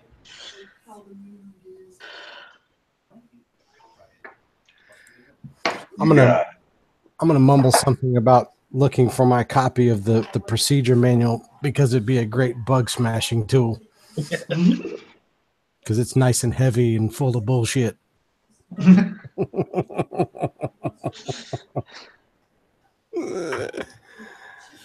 Once you guys get moving a little, she'll just kind of let all of you go. Olivia will be in the back along with you, Marshall, and Catherine's back there. And she's like, "Look, Marshall, I understand everything's been pretty hectic around here. I might have been a little hard on you, but we need to follow protocols. We need to get down to the cafeteria. We need to figure this stuff out. Can you just work with me here, buddy? Right? Tomorrow you can get back onto duty. You can clean them toilets. You can see these turds that apparently Allie leaves. Henry talks all about them. But right now, we have important matters, right?" You should go check on Jen. We will check on Jen as soon as we get down there. She'll lead. I guess, Mac, you'd be leading the way down towards the cafeteria. But as you guys get there, you can see everybody's pretty much in the cafeteria area.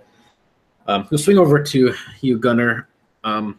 Takes a little while for Ellie to kind of come to. So as she's finally getting up, you guys are able to stabilize the doctor the best you can. He looks still completely paralyzed. Well, I mean, he's twitching a little bit, but he's completely out of it. Plus, the whole surgery thing. What are you going to do with him? I'm just going to let him just, chill for a bit. I don't want to move him in case something, he twitches the wrong way and pulls something or something like that. Honestly, what I'd probably be doing was I'd be looking at these two bugs and, studying them. Because Gunner's just fascinated by them now, for some reason. He's putting the two jars next to each other and seeing how they interact with each other.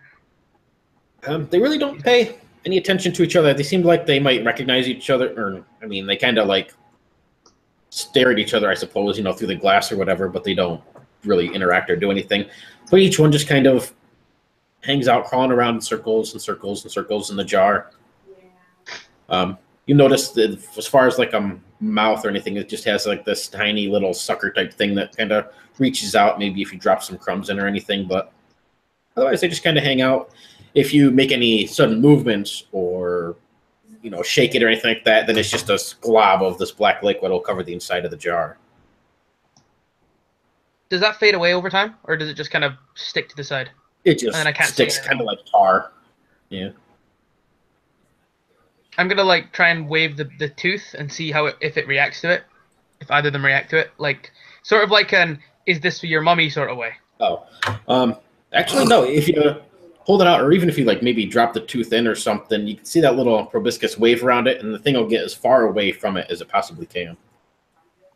Okay, so my original hypothesis is wrong. I'm gonna very slowly and carefully remove the tooth, as slowly and carefully as possible, so as not to disturb this thing. And then I'm probably I kind of want to take one with me, but everyone's gonna freak out, and it's gonna freak out, and that'll be sad. And I can't let it go because it's, you know, I don't really want to leave him here either, because something bad will happen. I know it. Ought I take it with me? Even it stays here. Even it stays here. Both bugs will stay here. See, Allie's quite fascinated as well. She isn't quite able to talk. He just kind of comes out in this like garbled Russian slur sort of words. But she seems to kind of motion for you to put it up on the counters as well. She brings out what looks to be like almost like a large Tupperware bin, and kind of like motions for you to put them into there, and snaps the lid on there if you do. So now they've got a slightly larger space to wander around in, but they're not like out in the wild. Mm-mm. And their Still. tar doesn't seem to be like corrosive or anything. Nope. So it's just sticky and tar-like. Yeah, just like a thick tar, sticky stuff is stuck to the side there. That's it. If we leave them here, then maybe we can study them later on. But She's kind we of need to get gives you the doctor somewhere where he belongs. She kind of motions for you over to help roll the doctor over, across the hall into them little med bay type area and gets him set up the best he can. As you step out, you can see Marshall and Mac, Dave, Olivia, Catherine all coming down the hall. Catherine seems to just, kind of looks at you with this strange look. And, she keeps her hands up in front of her as if trying to keep the other guys calm. Olivia is quickly just taking pictures all the while of Mac from behind him. If you see another one of those bugs, how many of them are left? There's two in the where I just was. As far as you would know, you don't know about the two that were in there, so you would think there's 3 left. There's really only 1 left, though. So It's I'll out ask somewhere. I'll ask the others. How many are left? Are there? Did you guys see any more or what? We saw one of those fucking dogs. It came in through the tunnel. Did we close the tunnel off? No. We should probably do that before any more get through. Well, Mac was trying, but the bugs sped on him. I think we killed it. Wait, whoa. You saw one of the dogs and you're still standing? Is that right? We ran. Oh. Penguins aren't very fast. To be fair. It has big spiky things all over it and 3 eyes. So a horny dog. Dave looks like he's Sorry, gonna I can't snap. call myself. We should probably close that hatch up. If there's 1 in here, I don't want any more. In my personal opinion, Catherine, you're in charge here. Says, look, Gunnar, I've already trying to explain to these guys. We need to get down to the cafeteria and figure out our next step. We have to follow protocol. There's procedures for this sort of stuff. Jin is on the roof. He's already fixing the satellite so that we can have access. It seems that our comms and our phones, everything is down at the moment because of the ice storm outside. Jin is up there. He's going to repair that. Gibbs is outside. He's locking down the main doors and getting the garages all set and shut down. He should be in momentarily. All this talk about a horny dog, I have no clue what they're talking about. I was in the maintenance room. Only thing in there is a dead bug and just a complete shithole of a mess because Mac didn't pick up his stuff that he was supposed to. Beyond that, So Mac's gonna raise his hand and say, "You said Jin is on the roof. Did we ever check on that since he's not answering his radio?" we will momentarily. We got to at least get down there and find somebody who's willing to go up on the roof to check on Jin. Oh, I think you should go. That I'd doesn't be make happy sense, to does it? go. But yeah, that obviously doesn't make sense. I mean, I have more important things to do. We have people for these procedures, Mac. Oh, okay. Speaking of which, if you see any of the scarabs and they don't react to you, don't make any sudden movements.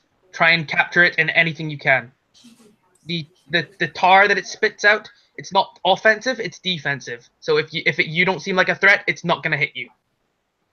Or at least it shouldn't. This is my hypothesis. We've got 2 in jars back there.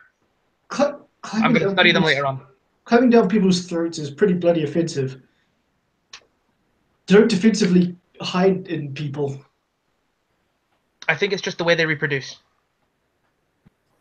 That's It's not not making pretty. it better. But That doesn't make it any better. We need to get Raymond in here. He's got to have guns or something we can hunt the dog with. Oh, that's right. How many bugs? There's 2 in the medical bay just there. Not the medical bay. Wherever I just came from. I always forget the name of it. Sorry. Little science lab take place. We've got 2 in the science lab there. I'm gonna study them later. Once I can figure out anything I can do. They react really badly to this tooth, and I show them the tooth. I thought it was like what they became later on, but it seems like it's not, or at least the children are afraid of the mother, or something along those lines. Some sort of relationship like that. The dog ate one of them. That will probably explain it then. That's why they must be natural predators. But I thought there wasn't any predators in this area, and I look right at Catherine.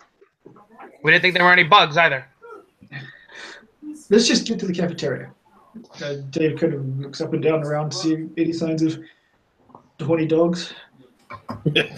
No, you're good on the hallway. But as you guys move down the hall towards the cafeteria area, you can hear people arguing and voices kind of loud, shouting over top of one another. Sounds like a bit of a stressful place. Everybody's just talking over top of one another, yelling about this or that. Somebody's yelling about checking on Jen and where the hell is Gibbs. And you see somebody mentioned that Robin was out by the helicopter and she's outside somewhere.